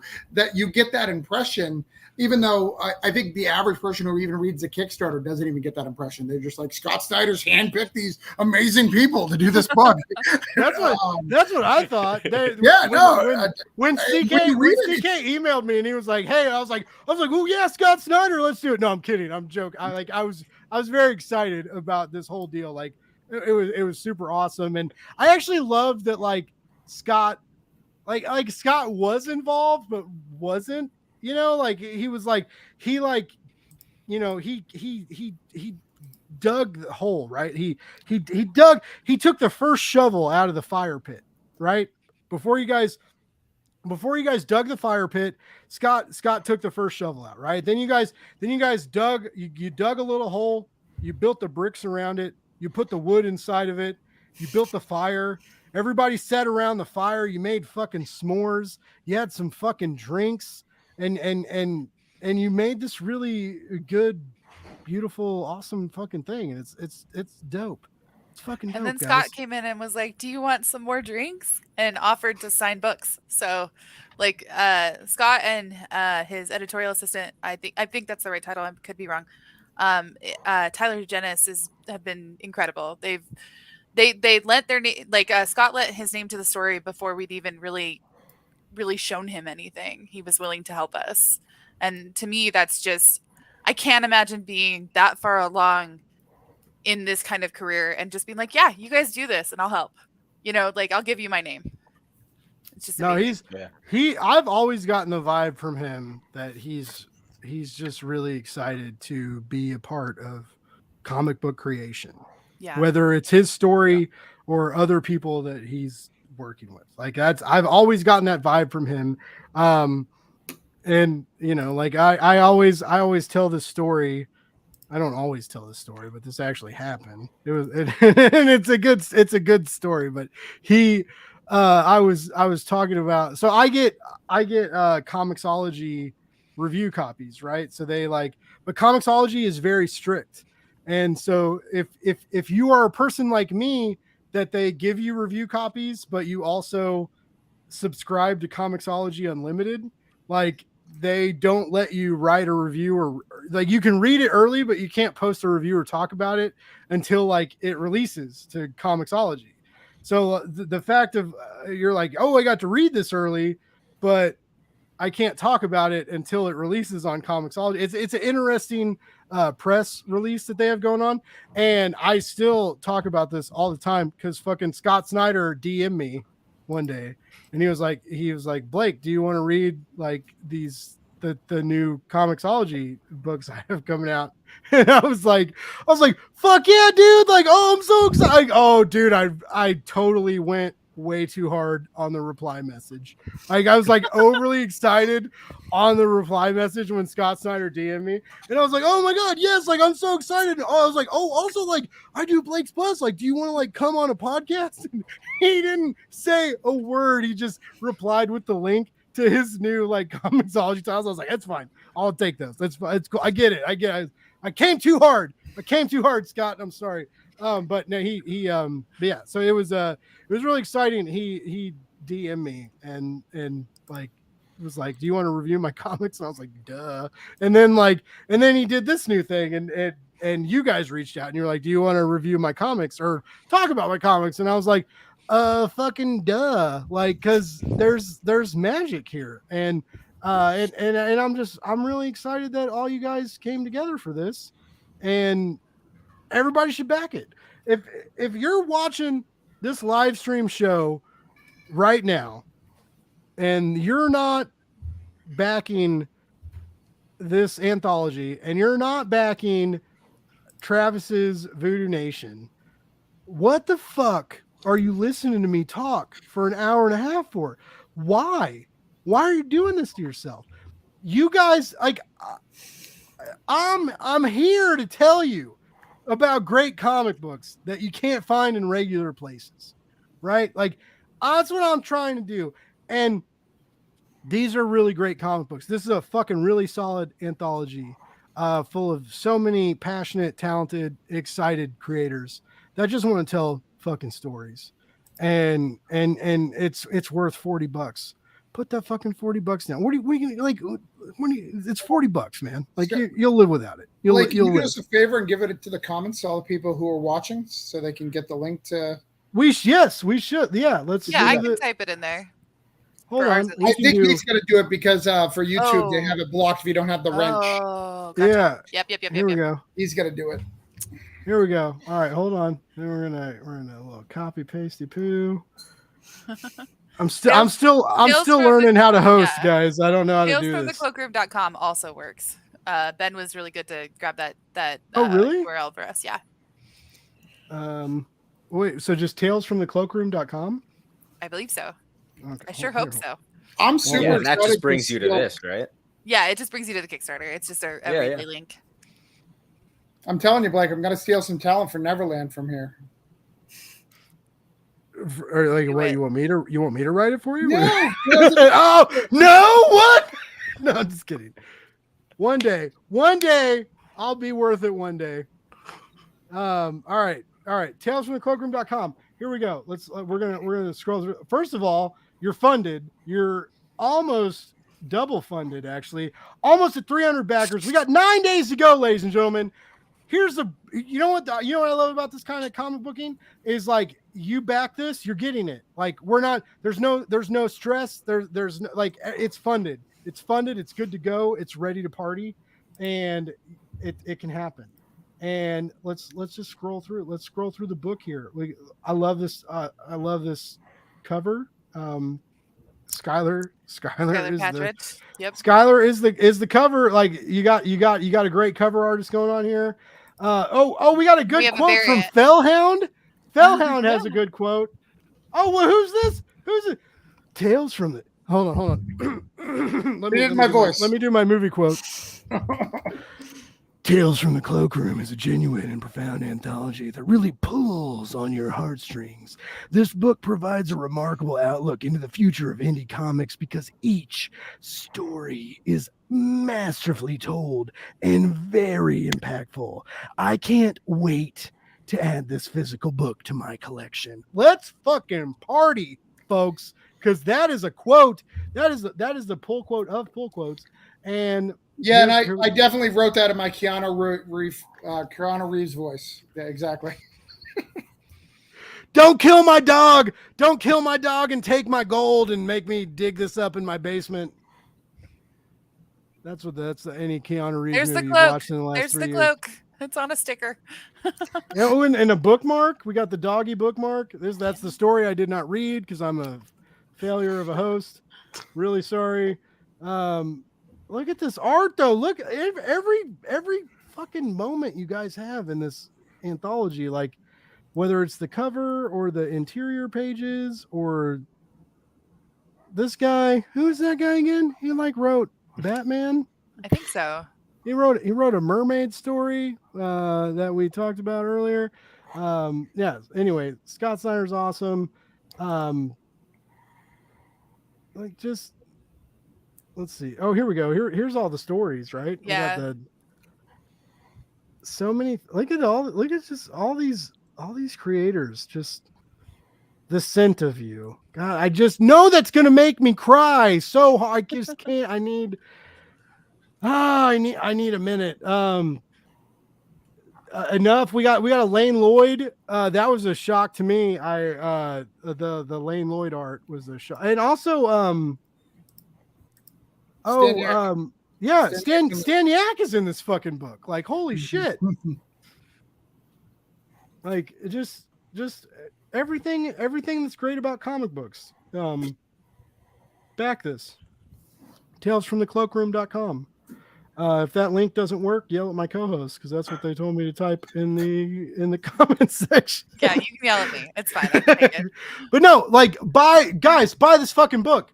For real. And like, it's great. It's so great. It's so great. And it's beautiful and it's heartwarming. And I don't like what else can it do? Like there's fucking robots, there's fucking monsters, there's fucking sci-fi shit, there's fucking love stories, like everything, anything that you guys want, you're gonna find in this anthology. So if you just give them a little bit of money and then just do that, just do it. Like I feel like everybody in this chat is biased, but like I don't think anybody is going to tell anybody not to back this fucking campaign because it's good. It's good. You guys have good stories. You guys have good stories. You got good mecha stories. You got good party stories. I fucking love that party story, man. I'm sorry. Like I'm not sorry at all. I just read that and I was like, man, I wish that happened to me. And that just it's weird, right? So when you like my heart, yeah, thank you. I was like, just like let that happen to me. Just I've had so many weird after party stories.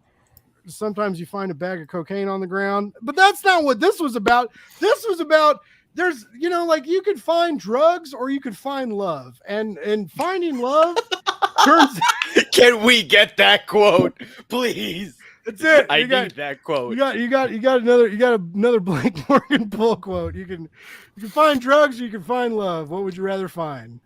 Back this anthology. Oh my God. But no, like I got like all of you. Like I really hope, I really all of you know that you have struck gold, that you have mined human emotion from the stalagmites of the weird caverns of humanity.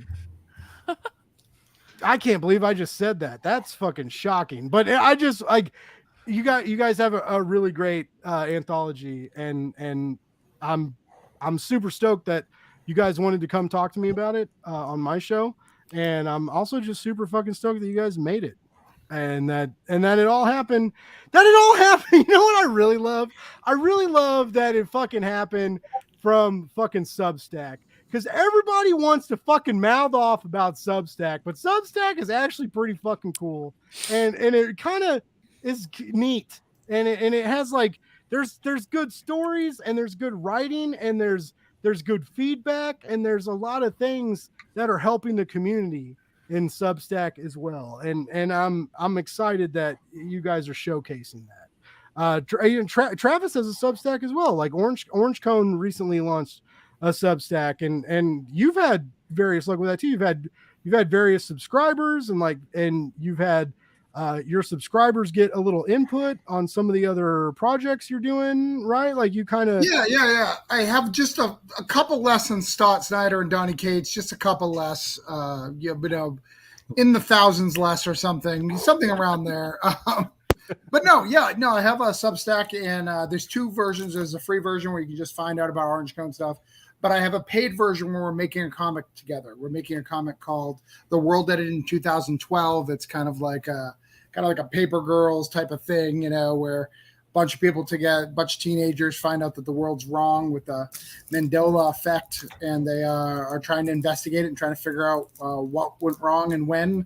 And the people in Substack have picked the art team, the logos, the like hacker names that all these people have. They're part of the story, and then when we're done, they're even going to be part of the whole process. They're going to be like, hey, are we going to kickstart this? Are we going to Indiegogo, crowdfunder, Zoop, or do we want to just swing for the fences, go for Image? What do you want to do?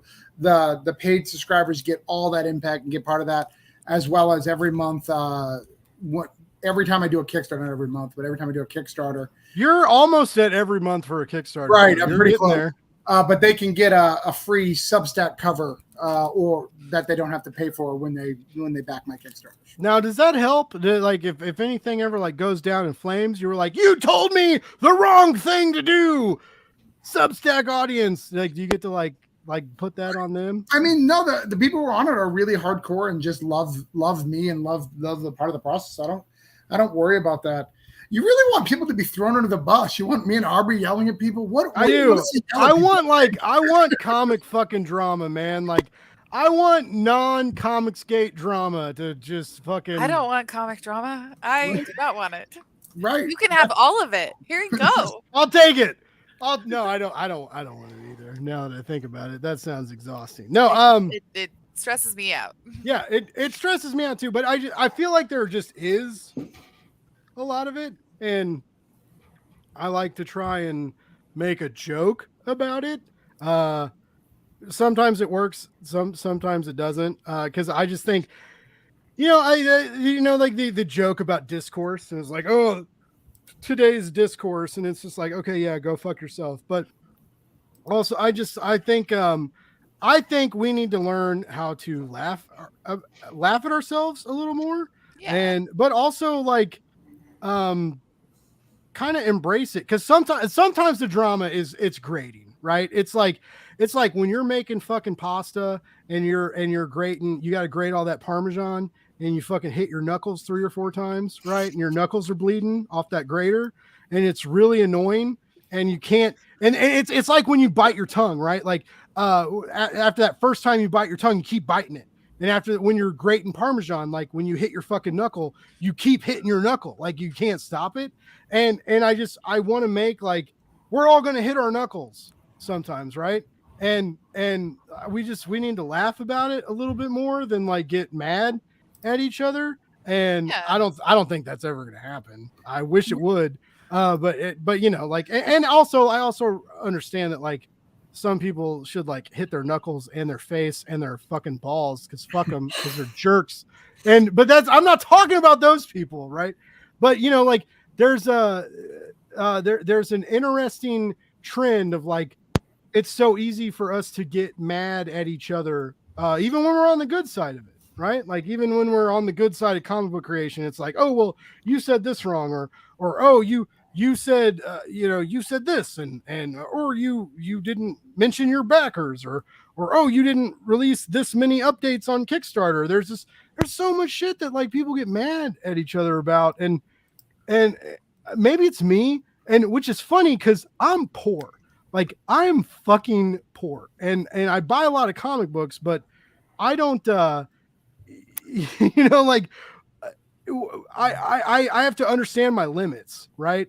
And other people act like these limits don't exist, and if things don't come to fruition like we want them to, we got to get mad at the creatives, and I don't like that. I don't like getting mad at the creatives, and that's actually why people keep coming on my show, is because I don't get mad at the like, I don't throw you guys under the bus. I'm not like, hey, that's cool, like I'm really glad you got this new Kickstarter going, but what about this one from like 2 months ago that we haven't gotten fulfilled yet? I'm not that guy.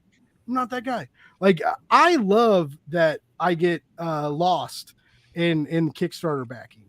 I love that, like, I'll pay money and all of a sudden, like 3 months later, I get this fucking comic book in the mailbox that I forgot about. Like, I love that about Kickstarter, and it's fucking awesome. But there's a lot of people that don't like that they like, they get confused with like Kickstarter backing and direct market stuff. And I don't know, it's very odd. And I don't know, like we all want everything right now. Have you guys noticed that?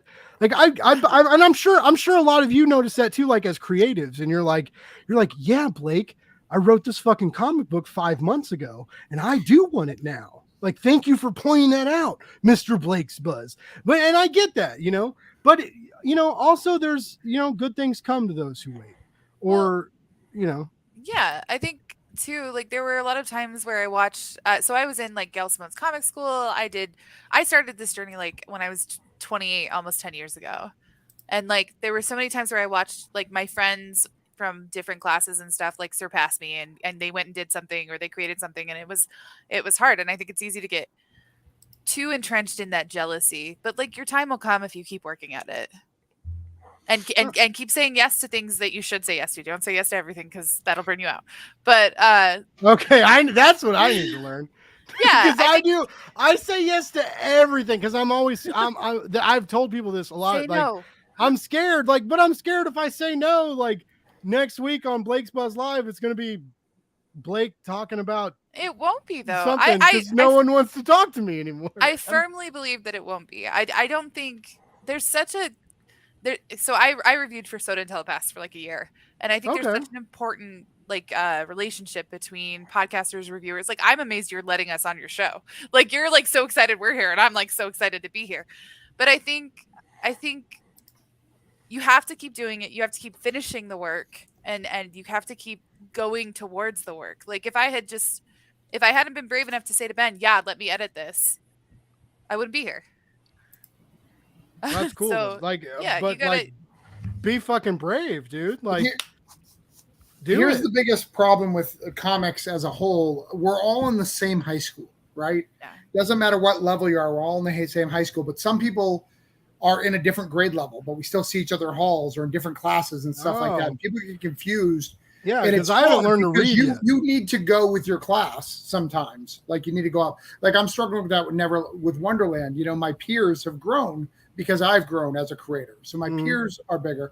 But that doesn't mean I don't want to have, you know, underclassmen to help lift people up too and try to finish that. And going back to your drama stuff, we have drama because comics are a passion. So if you're in comics, you don't do it. Very few people, I won't say everybody because I have met a few, but very few of them don't have a passion for this. So when you have two passionate people, sometimes they're going to feud about something. But hopefully the story is more important in getting that story out. And the people who focus on getting their stories out and don't want to live in that feud are the people who you see who rise above every time. Man, Travis, you're smart, dude. No, you really are. I've talked to. All right, so we're about to go into Travis's Kickstarter. Everybody, after Travis, thank you for. I didn't realize. I can't believe this has been a good group. I feel like we've all kind of been back and forth tonight. Mostly me because I don't know how to shut up. But we've been talking for an hour and a half about you know, making comics in weird ways and you know and weird ways, but like comfortable ways that like we're all excited to latch onto in one way or another. And the first night Travis was on my show was last year. So like I'm a year in. Like Blake's Buzz is about a year old. We're approaching our year anniversary. And but Travis hopped on my my best of show last year, my New Year's Eve like best of comics show, and it was a mess. Like, I had no idea what was happening. Travis and Marcus Anasso, who writes for the Scout book By the Horns, like they both hung out with me for like over 3 hours while my internet was fucking up, while shit was it was sloppy, but he like gave me a chance, and that's how I got to know Travis. And then afterwards I was like Travis gave me a chance, and I don't want to say like I gave Travis a chance because I didn't really give him a chance. He was like, Blake, you want some free comics? I was like, fucking duh, I want some free comics. And then I read them and they fucking blew my goddamn mind. And I was like, yeah. And so like, you know, we like build these relationships in weird ways. Like, you guys came together through the Scott Snyder workshop, right?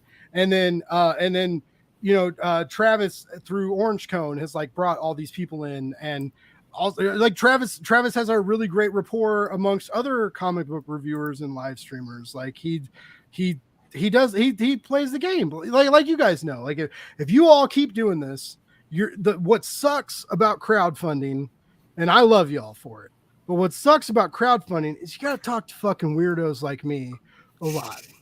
That's what sucks about crowdfunding. And you guys got to put up with me. And Travis gets that. You guys are starting to get that, obviously, because you're on my show tonight. But you know, it's exciting because I love comic books and I love indie comic books, and I get excited for new indie comics, for, you know, various new series, anthologies, you know, one shots, whatever you want. And Travis has played that game, and that's how I met Travis. Travis put up with my bullshit for 3 hours one night, 3 whole hours of me talking about other people's comic books that he didn't even write. But it was right before it was right before the Granite City. It was right before Granite City. Like, it hadn't even shipped yet. And I think it maybe was it still going? It might have been still going. I think it was still going. It was Who knows? close. It was close. one of the secrets to comic success is don't just go on shows when you have something to promote. Just go to hang out. Like that's smart. Yeah. That is smart though. Cause and I, you know, what's funny is I've heard other people tell me that when I've like reached out to them and they were like, no, I would like to hang out and not promote anything. And so it's funny. Like that's super fucking smart. Again, like Travis says, really fucking smart shit, guys. Listen to Travis. But yes, like go on shows when you don't have things to promote, or even if you can, like, you know, leak a little tidbit, you know, or something, but like just like get your name out there. And that I still don't understand that, because that shocks me. Like when people when they're like, oh yeah, I'm gonna go on Blake's Buzz, or I'm gonna go on Blake's podcast, or whatever, you know, like you know, it's crazy. But anyway, that's how I met Travis. And now that I've known Travis even longer, I haven't known him that long. Like I'm still new. Like I'm a year into the game, and Travis has launched like 27 fucking Kickstarters in a year. Guys, that number may not be exact, but it's about 27. Like he's a fucking busy man, and it's amazing. And he is really excited about having other creators on. I had a bunch. So we did a podcast for the last Cthulhu, and he brought like, there was 9 of us, me and 8 guests. And I told my buddy about that, like my buddy who also does a podcast, and he was like, you had 8 fucking guests? And I was like, yeah, man, it was amazing. And you know, like it was like a clusterfuck, but it was a good clusterfuck, and it was fun. And so like that's how I met Travis. So anyways, that's how I met Travis. He's awesome, and he does great anthology work. He's part of the indie community, but he's a big part of the indie community. I'm going to say that. I'm just going to come out and say that, and just say like, yeah. And he has right now, he has a book coming out, which is, we're talking about that tonight, which is called Voodoo Nations. And you know what I like about Voodoo Nations? And I mentioned this earlier. I was raised Catholic. And the reason that I was, you know, me being raised Catholic is why Blake's not Catholic anymore. Because, you know, when they tell you, they're like, you have some questions. And you know what aggravates me is when people tell you not to ask questions. Like, how do you not ask questions? All I do is ask questions. I get confused. I want to hear myself talk. And there's a lot of reasons that I ask questions. And one of the reasons that I learned as a young person in Catholic schools, like they were like, you know, just don't ask that many questions. And then I was the one who was like, wait, I'm like putting my hand in the air. And Travis is doing that with Voodoo Nations right now. And he's bringing in different religions and throwing them all into a hot cauldron of boiling crazy waters, and watching these crazy events spin out into nothing. And we're playing with, like your guys' anthology, we're playing with romanticism, we're playing with religion, we're playing with politics. There's a lot going on in Voodoo Nations, and we are in the 3rd issue right now, and it's super exciting. And like, so it's like, Travis, how are you? I want to know how Travis is feeling, because he's coming off great anthology work. Everybody loved fucking Granite State Punk. Like he's coming, he's fucking like rolling off the fucking Dream Team Kickstarter wave right now. And now he just signed a scout contract. So like, what's it like in your world right now, buddy? Like you're on cloud like 19 and a half. I'm busy. Yeah. There's a lot going on. You know, if everything lines up the way I want it to be, I will be in Diamond every month next year, if everything pans out. I'm super excited about that. Not all through Scout, through different publishers, which is really cool, which I've been working on for a long time. And I have a different method. You know, I haven't been submitting this whole time. For me, it was very important to finish works. So I had to finish I wanted to finish 4 different series before I started submission, and I did that. So now I'm in my submitting phase. So I'm doing a lot of stuff. But yeah, this is Voodoo Nations. It's like you said, it's 2 missionaries who go to Brazil. They meet an evil voodoo priest, messes up their marriage, messes up their love, and as they're traveling around the world to try to escape it, they find the voodoo follows them. They go to New Orleans, they go to Mexico for the Day of the Dead, and they're just trying to fix their marriage. The true backstory of it, because I like to, when I do these interviews, kind of share the intimacy of it. My mother died a few years ago, and when my mom died, part of me died. It was my first big death, and I think everybody has a death. Something changes in you, and you're not different, but something's wrong, and you can't get out of that grief, that little bubble that's in you. And I just met my girl. I'd been together with my girlfriend for about a year. I was about to propose to her, and kind of my world went together. And this is kind of the story of what I feel my wife went through, because I was not the same person that she was in love with, and I couldn't get back to that place mentally as my world was going through. So I kind of wrote this fictional story. I had some voodoo, but one of the things I did do is I was very respectful. There's bad Christians in here. There's bad voodoo priests. There's good voodoo priests. There's good Christians. I didn't, this isn't to say one religion is better than the other, just telling a story and trying to do that. And it's been a lot of fun. We've done, this is the 3rd issue right here, and we're rocking and rolling, and we're having a good time. It's 4 total or 5? 4 total? issues. Yeah. Right after this. So the next one's going to be done. Yep. Man, you got. I don't want to say there's not too much to clean up, but there's a definite there's a lot going on in that final issue. Is that going to be a double size or? I don't know. I'm trying to get down to. I have a first draft that's about 50 pages, and I'm trying to get it down to 24. I'm trying to be some deep cut editing to get it down there, because I think you can, and I think it's better storytelling if you can do it. To get it down to the proper storytelling. That took a lot to get. That's one of the indie things that you're first going to learn. My Broke Down in 4 Dead Bodies was like a 42-page ending, and I was just like, yeah, probably should have been 2 issues trying to figure that out. So because you impact. Yeah, no, I try to. If you're not telling something personal and impactful, what's the point, right? Share your heart. People want to hear your heart. You can do fun, I encourage people to do fun too, but I want to share my heart. I want to talk about the things that you can share yourself in fun too. You can be yourself and do horror or comedy or romance. You can bring people into these different circumstances. That's what I love about fucking comic books, man. That's the difference between comic books and literature. Comic books are literature. That's the difference between comic books and prose. Prose can get picky sometimes. You can, oh, I'm not feeling this, or oh, it's too wordy, or oh, they're taking too long.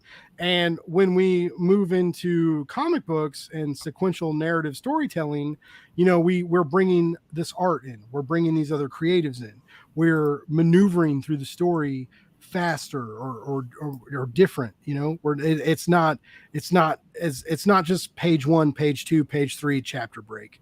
It's different. And that's what I love about comic books. And that's what, again, as I've said, as all of you have heard me repeat myself through the last almost hour and 45 minutes, is that's what you guys are doing. You're putting that out there. You're making us experience this story with you the way you tell it. And I feel like comic books do that better than traditional prose storytelling, than most movie or most cinematic experiences, or short what's it called, a series kind of. Comic books do that differently. They make us experience the A and B of storytelling, how we go from one place to another. It's different. And I appreciate that you guys can pull that off, because you do pull that off. Each one of you have pulled that off successfully in each of your stories, through the anthology or through the the narrative that you're telling in your third issue with Voodoo Nations. Like, all of you do that, and you do it well. And like, you have to be on a different level to do that. And I really hope all you guys notice that about yourselves and about your own ability, because it's inspiring to me. When you have people to help you do that, whether it's like an editor or co-writer or an artist or a letterer, like whoever's working with you, like it's very cool to me to see you guys interact with other creatives and tell the story in a means that like we don't get traditionally. And it's like scary and also like hella inspiring. I just said hella, and I'm embarrassed at myself that I said that, but it's true. And Travis, like I get this with Voodoo Nations a lot, because like I said, man, I was raised Catholic, and I was raised Catholic at the time when like we started hearing like scary stories about the priests and the people they interacted with, right? Like, and it was fucking freaky, and like, luckily, in my school, we didn't have the scandal, but we heard of like other schools like in the Kansas City area, right? Like, and like shit was going on. It was nuts. And like, it was just like, whoa. And so it's really empowering, comic books, when you guys find these people that you work well with together. And sometimes you don't even know you work well with them together, right? Like sometimes you like stumble across it in a weird way, and you're like, "Ooh, let's do something. Let's be weird. Let's whatever." Like you and like Travis, you work with Jay all the time, who won't come on my show ever, even though I beg him. And Jay who? Jay Gag, I can't. You're lower. Jerome Gagnon. Jerome, yeah, Jay. He's my fucking hamburger buddy. We talk about food online, but he never comes on my show. That fucker. I call him out. I'll call him out every chance I get. I can only get him on my shows if I like kind of force him. But he's mine. Like, people need to stop using him. He's not a letterer for other people. I don't know why you keep hiring him. He just works for me. I really get confused. But you find these like really intriguing, inspiring people to work with, and I feel like you don't get that, especially with just prose. Like, I think a lot of us have written like short stories and stuff on our own, right? And it's like we don't get that. We don't get that universal, or like it's like someone just behind you, like, hey, I got your back. I'm excited for you. Like that's, and comics gets that. Whereas like a lot of other storytelling mechanics don't. And I think, I don't know, man, I feel like all of you guys have like found really intriguing ways to make that happen. I see that in Voodoo Nations. I've seen that in your anthology work. And I see that in the Cloakroom, as I've been like, in that back room, like going through everybody's pockets, seeing what they fucking left in their jackets while no one's fucking looking, while I'm fucking being a creepy little weirdo going through all their pockets. Like, I just, it's exciting and it's cool. And like, what is it? Like, what do you guys think? What do you guys think about comic books? Like, Travis, like this is, you've done so many campaigns and you've worked with so many people. Like, what makes you want to do this? You are also, all of you are great writers. You could do prose. You could write fucking short stories. You could fucking submit your short stories to fucking, whatever fucking award that they're going to give away. See, I'm going to argue that, because I don't think I can. My first degree was in film. I see things visually, and I can't always describe in detail everything that I want, but I know I can get it. Like, by giving shorter descriptions of what I need and allowing that artist to take it that next level. Like, what I like to use in film, I would never have created a T-1000, because I would have been like, I don't know how to make a T-1000. Like, I guess I can't write that in my movie, and I just compensate for that. Like, that's it. That's the end of discussion. Like, but that's what I love about comics. I have unlimited budget. I can describe something to have somebody else draw it, and I know that they can get it so much. But for me, I mean, comics are what I want to do for a living. You know, that's why I work so hard. That's why I do it.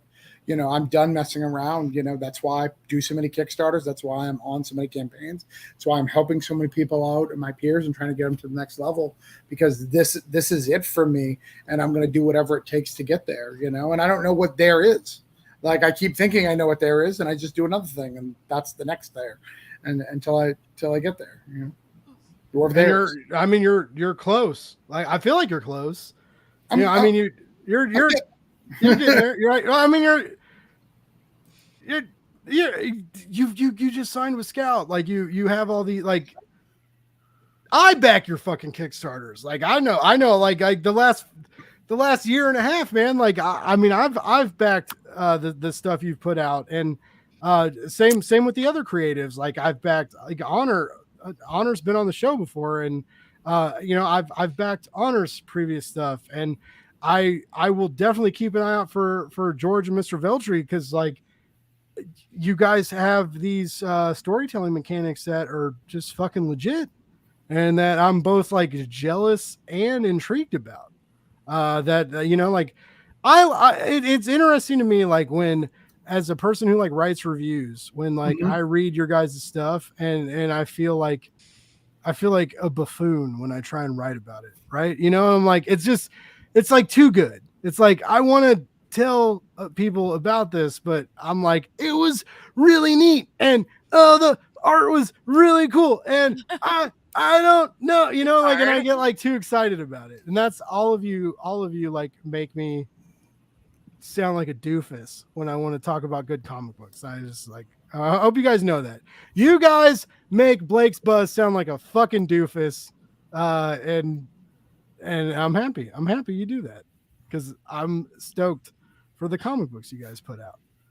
You're all ninja. You're all fucking crazy ninjas. I don't even know how to describe. You're just all super talented, and you know, you have a really good eye for a human.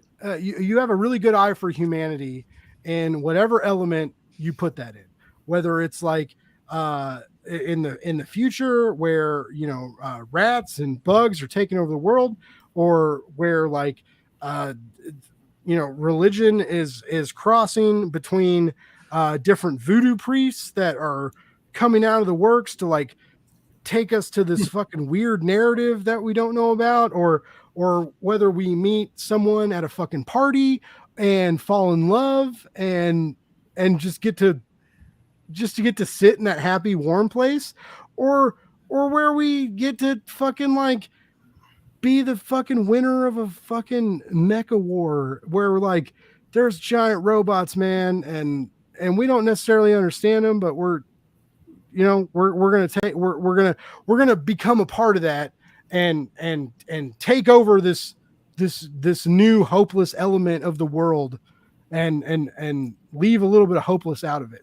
Like, it's crazy what all you can do. And then Aubrey, like, is behind the scenes, like, being a fucking puppet master, and just, like, making things. Yeah, like, we're tinkering, and Tinker Tailor Soldier Spy, or whatever that movie was called, right? Like, I do so.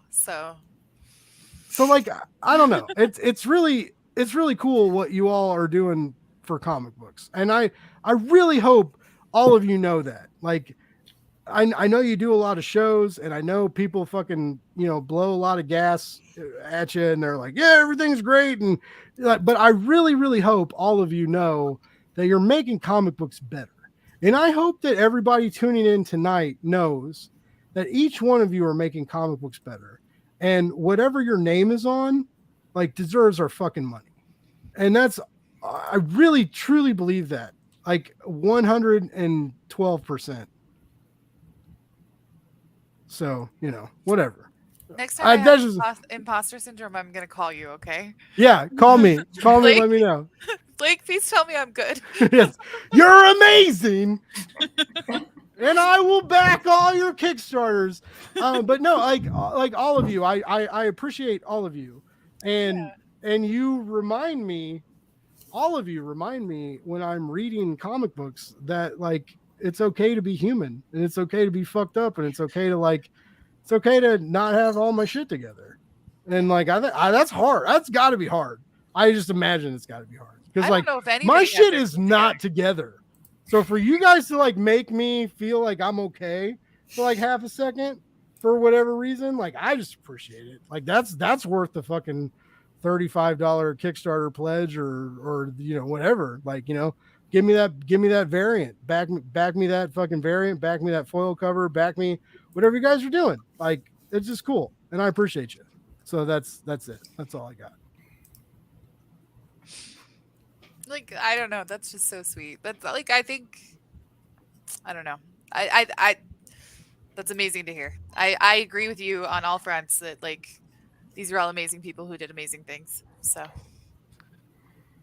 I would like to know, I would like to showcase that Cupcakes Comic Reviews has agreed that I've put him on to numerous creators. Which and again, that's why I do this. I get excited about it.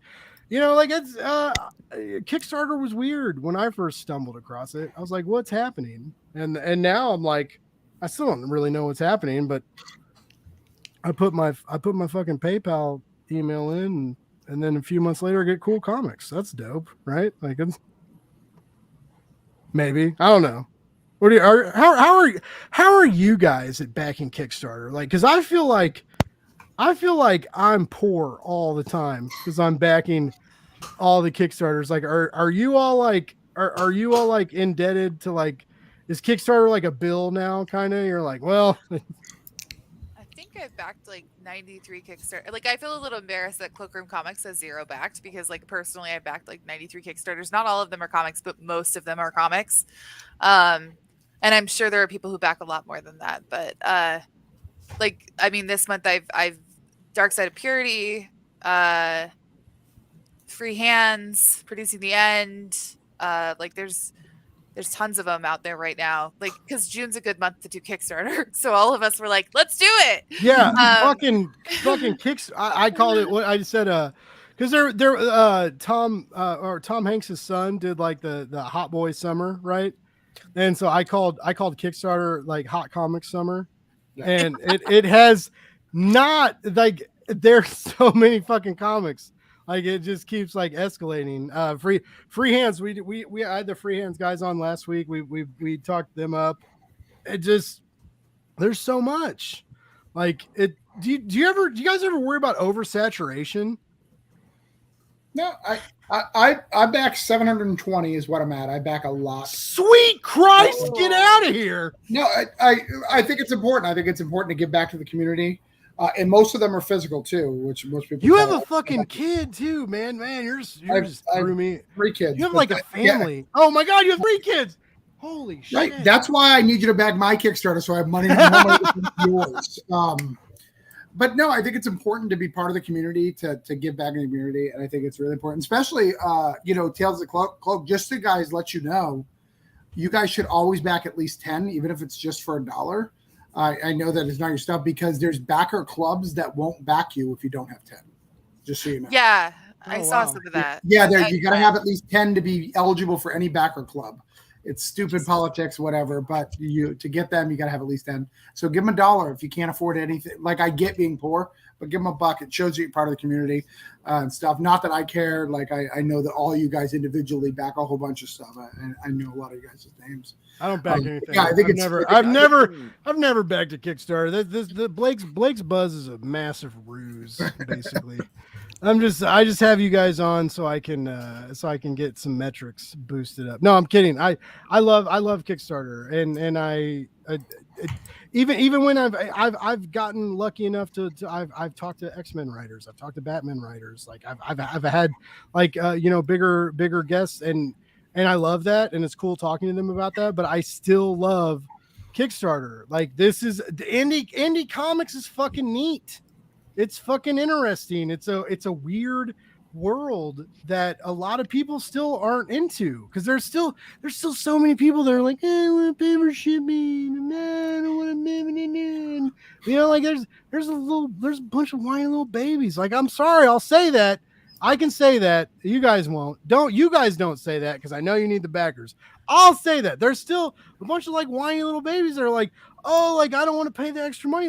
Guess what? You know what you get when you pay the extra money for Kickstarter? You get fucking like unabashed, unafraid storytelling, right? Like I'm gonna fucking tell you the story I'm gonna tell. You know what else you get? You get comic books that don't come with moisture wrinkles. You get like really nice cardstock covers. You get heavy weighted pages. You get pages when you turn the pages, you're like, ooh, is there 2 pages here right now? And you gotta like do a little rub. You gotta do a little rub to make sure there's not 2 pages.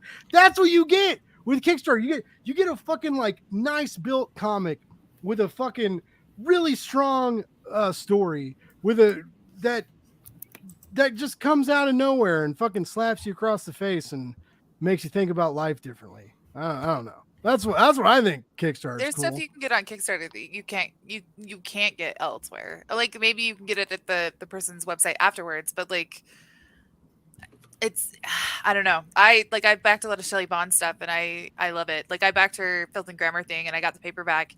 And then I was like, oh yeah, I have Hey Amateur and hardcover. I better go buy the hardcover. So CK is gonna get my paperback copy. But like, I don't know. There's stuff you can find there that you just can't find anywhere else. Exactly. It's like Easter Sunday. You're like hunting for eggs, and you like throw your sister out of the way because one of those eggs has a $20 bill in it, and you're getting that $20 egg, baby. No, but I just I hope you all know as the dumb shit that comes out of my mouth. Like I really hope that you all know that like I think you're all talented. And I think you all have great stories to tell. And I'm just so excited that there's this medium for you all to take advantage of. And I hope like for Honor and Travis, like I want you guys to get more opportunities. Like I hope people, I hope other publishers whisper in your ear and get you guys to try and like, pull you into another way to build your audience, because all of you need a bigger audience, whether you're funded or not. Like you guys are doing it. You guys are doing it, and like it makes me excited, and I'm excited to do this. I had a shitty day at work today, and for like a half second, I was like, man, I wish I could just like not do the show tonight. But then as soon as I start, I get excited about it because you guys remind me that like there's these amazing stories in the world that we all deserve to hear. And I fucking love you guys. Like you're fucking doing God's work, right? If there's a God, that's a whole different deal. But I'm just saying, like, you guys are doing the work and telling really, really amazing stories, and that you don't get that on Wednesdays, right? Like, there's some great stuff on Wednesdays. You can go to a shop, you can pick it up, right? It's amazing. There's some cool shit out there. I just read Chip Zdarsky's Batman. It's fucking nuts. That guy's an asshole. He's too good. But there's also like you don't get to go to the shop on Wednesday, and there's not many love stories to read, right? There's not many, right? Write more love stories. I love that. Write more love stories. Critique religion. Let's talk about how we're treating the fucking world and how the rats and the fucking bugs that we disregard every day could very much like take over our fucking life if things change, right? And there's just you guys, you're just too fucking smart. I don't know how to say it better. You guys are all too fucking smart. You're too fucking talented. And like, will everybody just please go back, everybody, so I can just shut up? Will everybody just like right now, like just so that I will quit talking, go back these Kickstarters, back to physical editions so you can have them on your shelf. I'm pretty sure you can get Honors Part 1 and Part 2 Oh wait, no, it's ended. How can what? Yep, never mind. This is from when Scout later this year. Oh yeah, later. And then Travis's you can get the previous 3 issues. And yeah, you can get them all on the Kickstarter. Yep. Yeah. And for Cloakroom, there's just the Cloakroom. And you just get it. Just give these guys your fucking what else are you gonna do with your fucking money? You're gonna drink it away? You're gonna drink it, you're gonna snort it, you're gonna fucking buy some fucking video game that you're gonna get bored with in like 30 minutes and then fucking watch TikTok videos until you pass out at 4:00 in the morning. Back these goddamn Kickstarters, ladies and gentlemen. Like, all of these people are so fucking talented, and it aggravates me. It aggravates me that you guys have to Kickstarter. I want you to know, I love Kickstarter, but it fucking infuriates me that like you have to crowdfund, because you guys shouldn't have to crowdfund. I'm sorry, you should fucking have fucking Marvel fucking sniffing at your heels, man. Like you should have just. I'll take it. Yeah. I used to read legends on how like DC and Marvel just had submissions, and I was just like, what? Oh, it's like the industry's changed. why? So much. It's tough. I was gonna say, like, we're incredibly grateful. Like, I was the voice on the editorial team that was like, this may just be backed by our friends. Like, this may just be friends and family backing it. I was like gonna be optimistic if we hit $1,000 the first day. And then we blew, I think we did like 7,500 the first day. Good to be wrong, right? So like, I'm just incredibly grateful. We blew past. I try to be practical but optimistic, and so I'm just glad that we are in the position we are, where I have to compile that book once we're done and make sure it gets printed. You know, like I like, what a blessing that is. Like I think 2 years ago, if someone had told me we'd be here and I'd be working with these incredible people, I'd be like, for real? Are you sure? Like me? You know, even when you're putting in the work, you don't imagine like the cool places you get to go. So yeah. Dude, I feel that. Like, me talking to you all, it feels like a cool place that I get to go sometimes.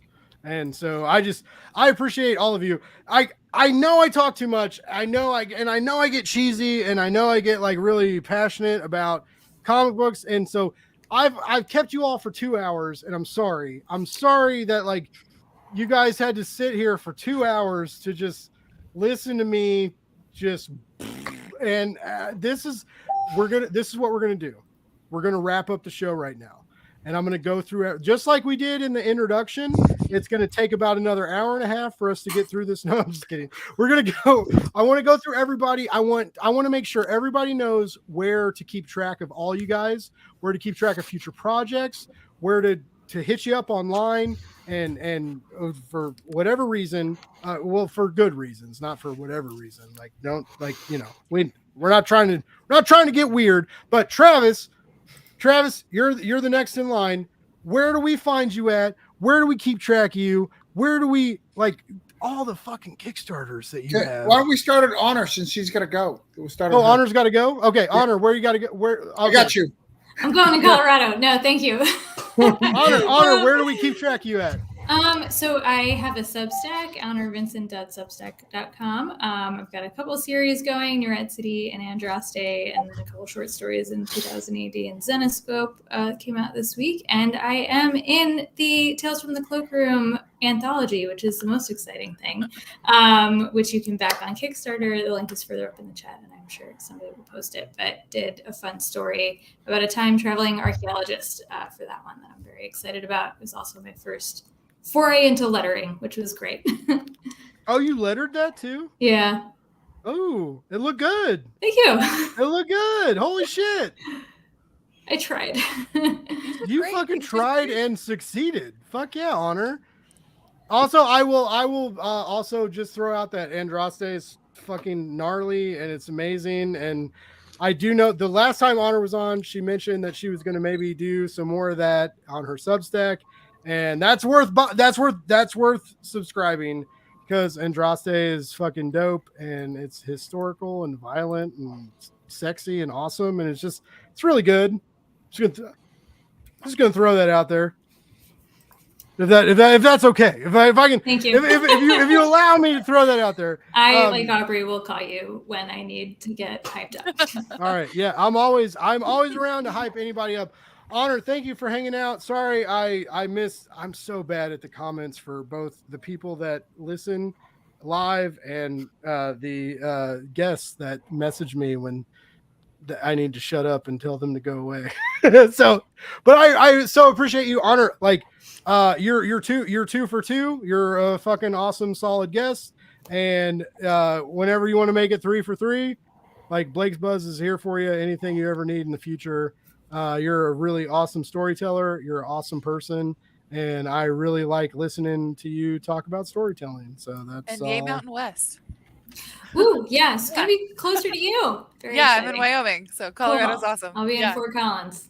Nice. All right. I want more Andraste now, though. Like sooner than later, please. Okay. I'll try. I know you have nothing going on. Nothing to do. You know, like just when you get a minute, just let me know.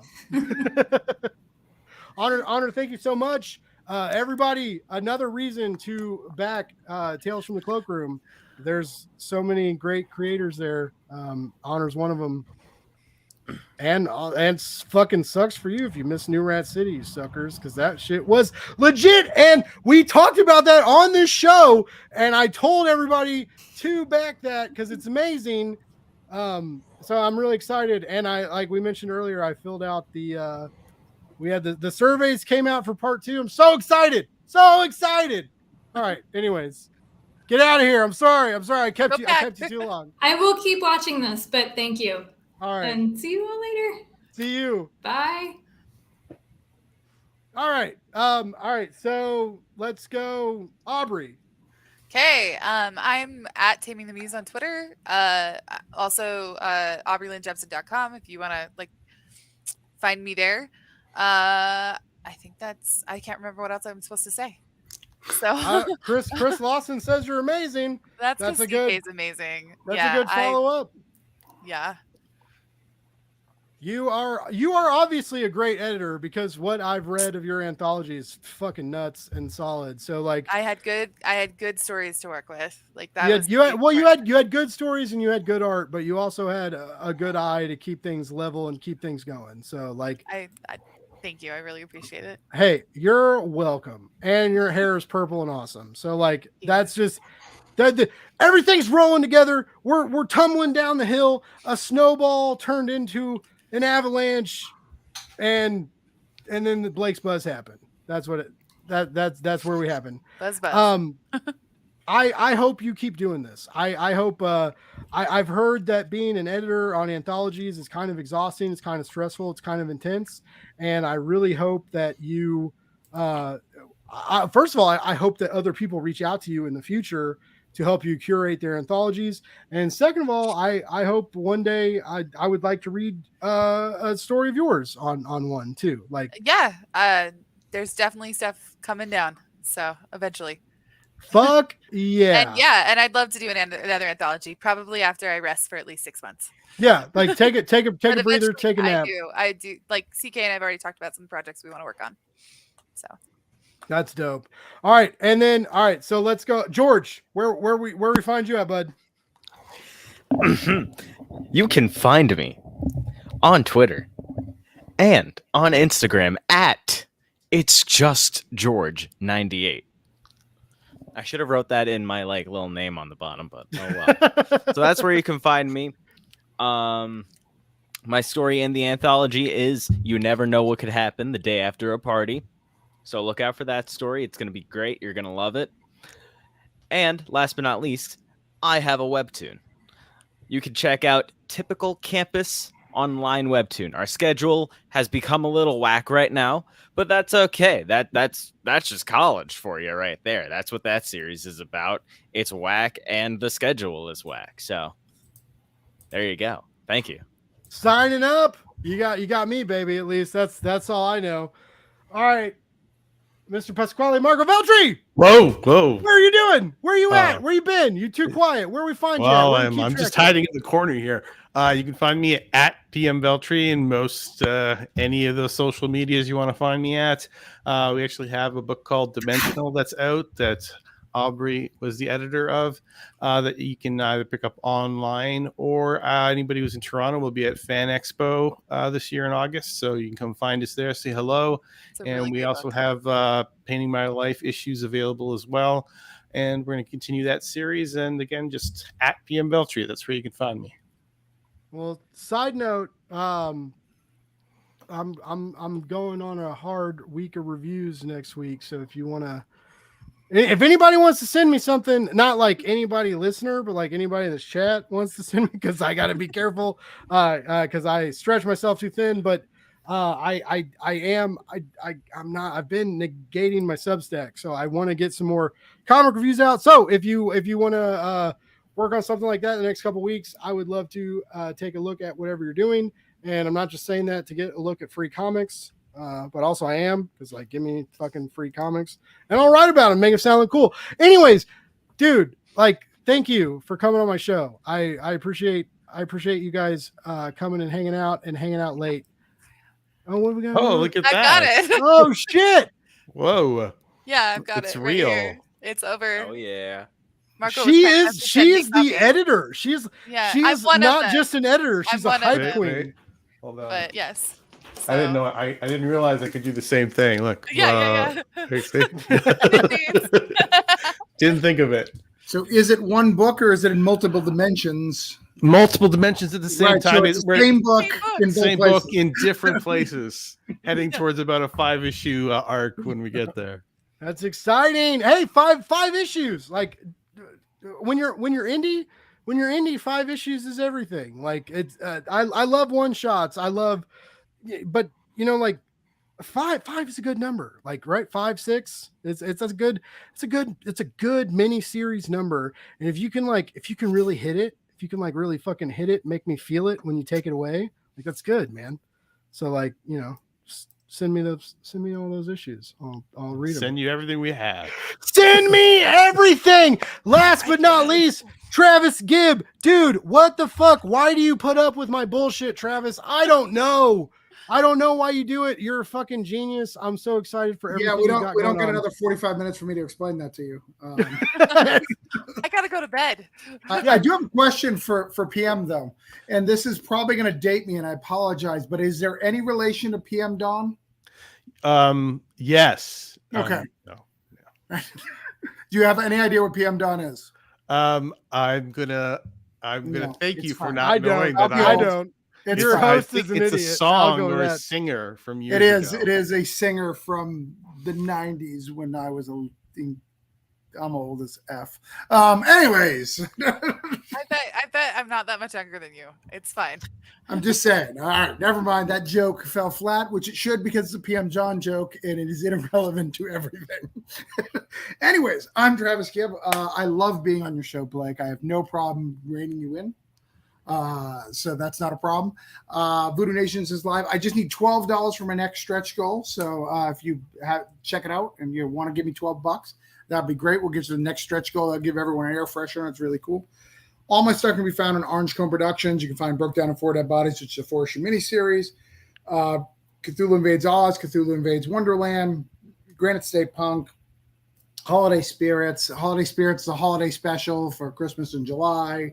What else we got in there? Expired, all sorts of books that I've done. I do a lot of books. So you can find them all there, or you can find them on the Kickstarter if you want to get them in the add-ons. Last but not least, I don't know who's in charge of you guys with Tales of Cloak, but I do a show tomorrow night. I do a Creators Hangout. If you've never seen one, they're very interesting. They're 100% dictated towards getting backers. So I'll take your campaign and I'll add 5 to 10 backers, and we'll make sure I'm going to stay on until I get you those 5 to 10 backers. It's a lot of fun. I have a lot of time. So if you want to bring 1 or 2 people on, just let me know. I don't know who's in charge. I know Ben or Aubrey, whoever's in charge. You guys just PM me and we'll get somebody. CK and Ben have done a lot of it. Like CK told me where to show up, and I do. And all right, yeah. Whoever needs to know that, you guys are. I don't know if Ben went to bed or, but yeah. Yeah, you guys are more than welcome to come on. Normally I do it on Thursday nights, but I want to see Thor. So that's more important to me. Don't we all? No, that's I hear I see his butt. I'm super excited. He's got to show his butt. There's definitely a Thor butt going on somewhere. We can only hope. Everybody, this was amazing. I loved talking to all of you, and I wish you all the absolute best in comic booking, because you deserve it. Like, make me fall in love with storytelling. Oh wait, you already fucking did that. Ladies and gentlemen, back all these campaigns. Voodoo Nations is live right now. You can get issue 1 through 3. You can make all 3 issues happen. You can go digital, you can go physical. You can get some bonuses. You can get some solid Kickstarter bonuses of like other campaigns that keep getting based on how many people back. You'll get some bonus comics, and also Tales from the Cloakroom. Have we mentioned this yet? Like how fucking absolutely great this Kickstarter is. I may have said something a time or two. It's great. It's so good. It's so wonderful. There are so many different aspects of storytelling that you are giving your readers. Whatever you want, these guys will give you a taste, and it'll taste good. So back this campaign, back Voodoo Nations.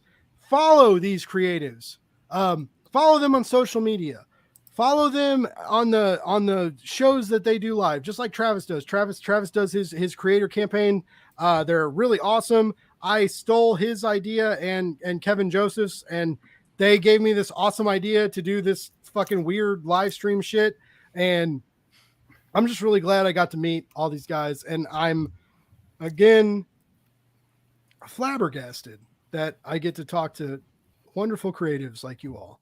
And I'm excited that you guys are telling stories for us in comic books. And I'm excited for more. So give us more. No pressure at all, but like more. We want more. Get it out there. Guys, all of you, I appreciate it. I appreciate you. Thank you for coming on my show. Thank you for putting up with my bullshit. And thank you for just telling fucking awesome indie stories and being a part of this weird Wednesday night with me. That's like for real, like in the depths of my soul. Thank you. Thank you all so much. And I'm so excited for each of you to keep doing what you're doing and to keep making it weird and keep telling the stories and helping people tell stories and whatever you guys do. Like, just keep doing it because you're on it. So don't get off it. Or else. Anything? All right. All right. I'm going on cheese dick territory now. So like anything else anybody wants to say? Anything else? Are we good? Can I finally shut up and leave you guys alone? We are great. All right. Everybody, back these campaigns, follow these creatives, and love more, hate less, read comics.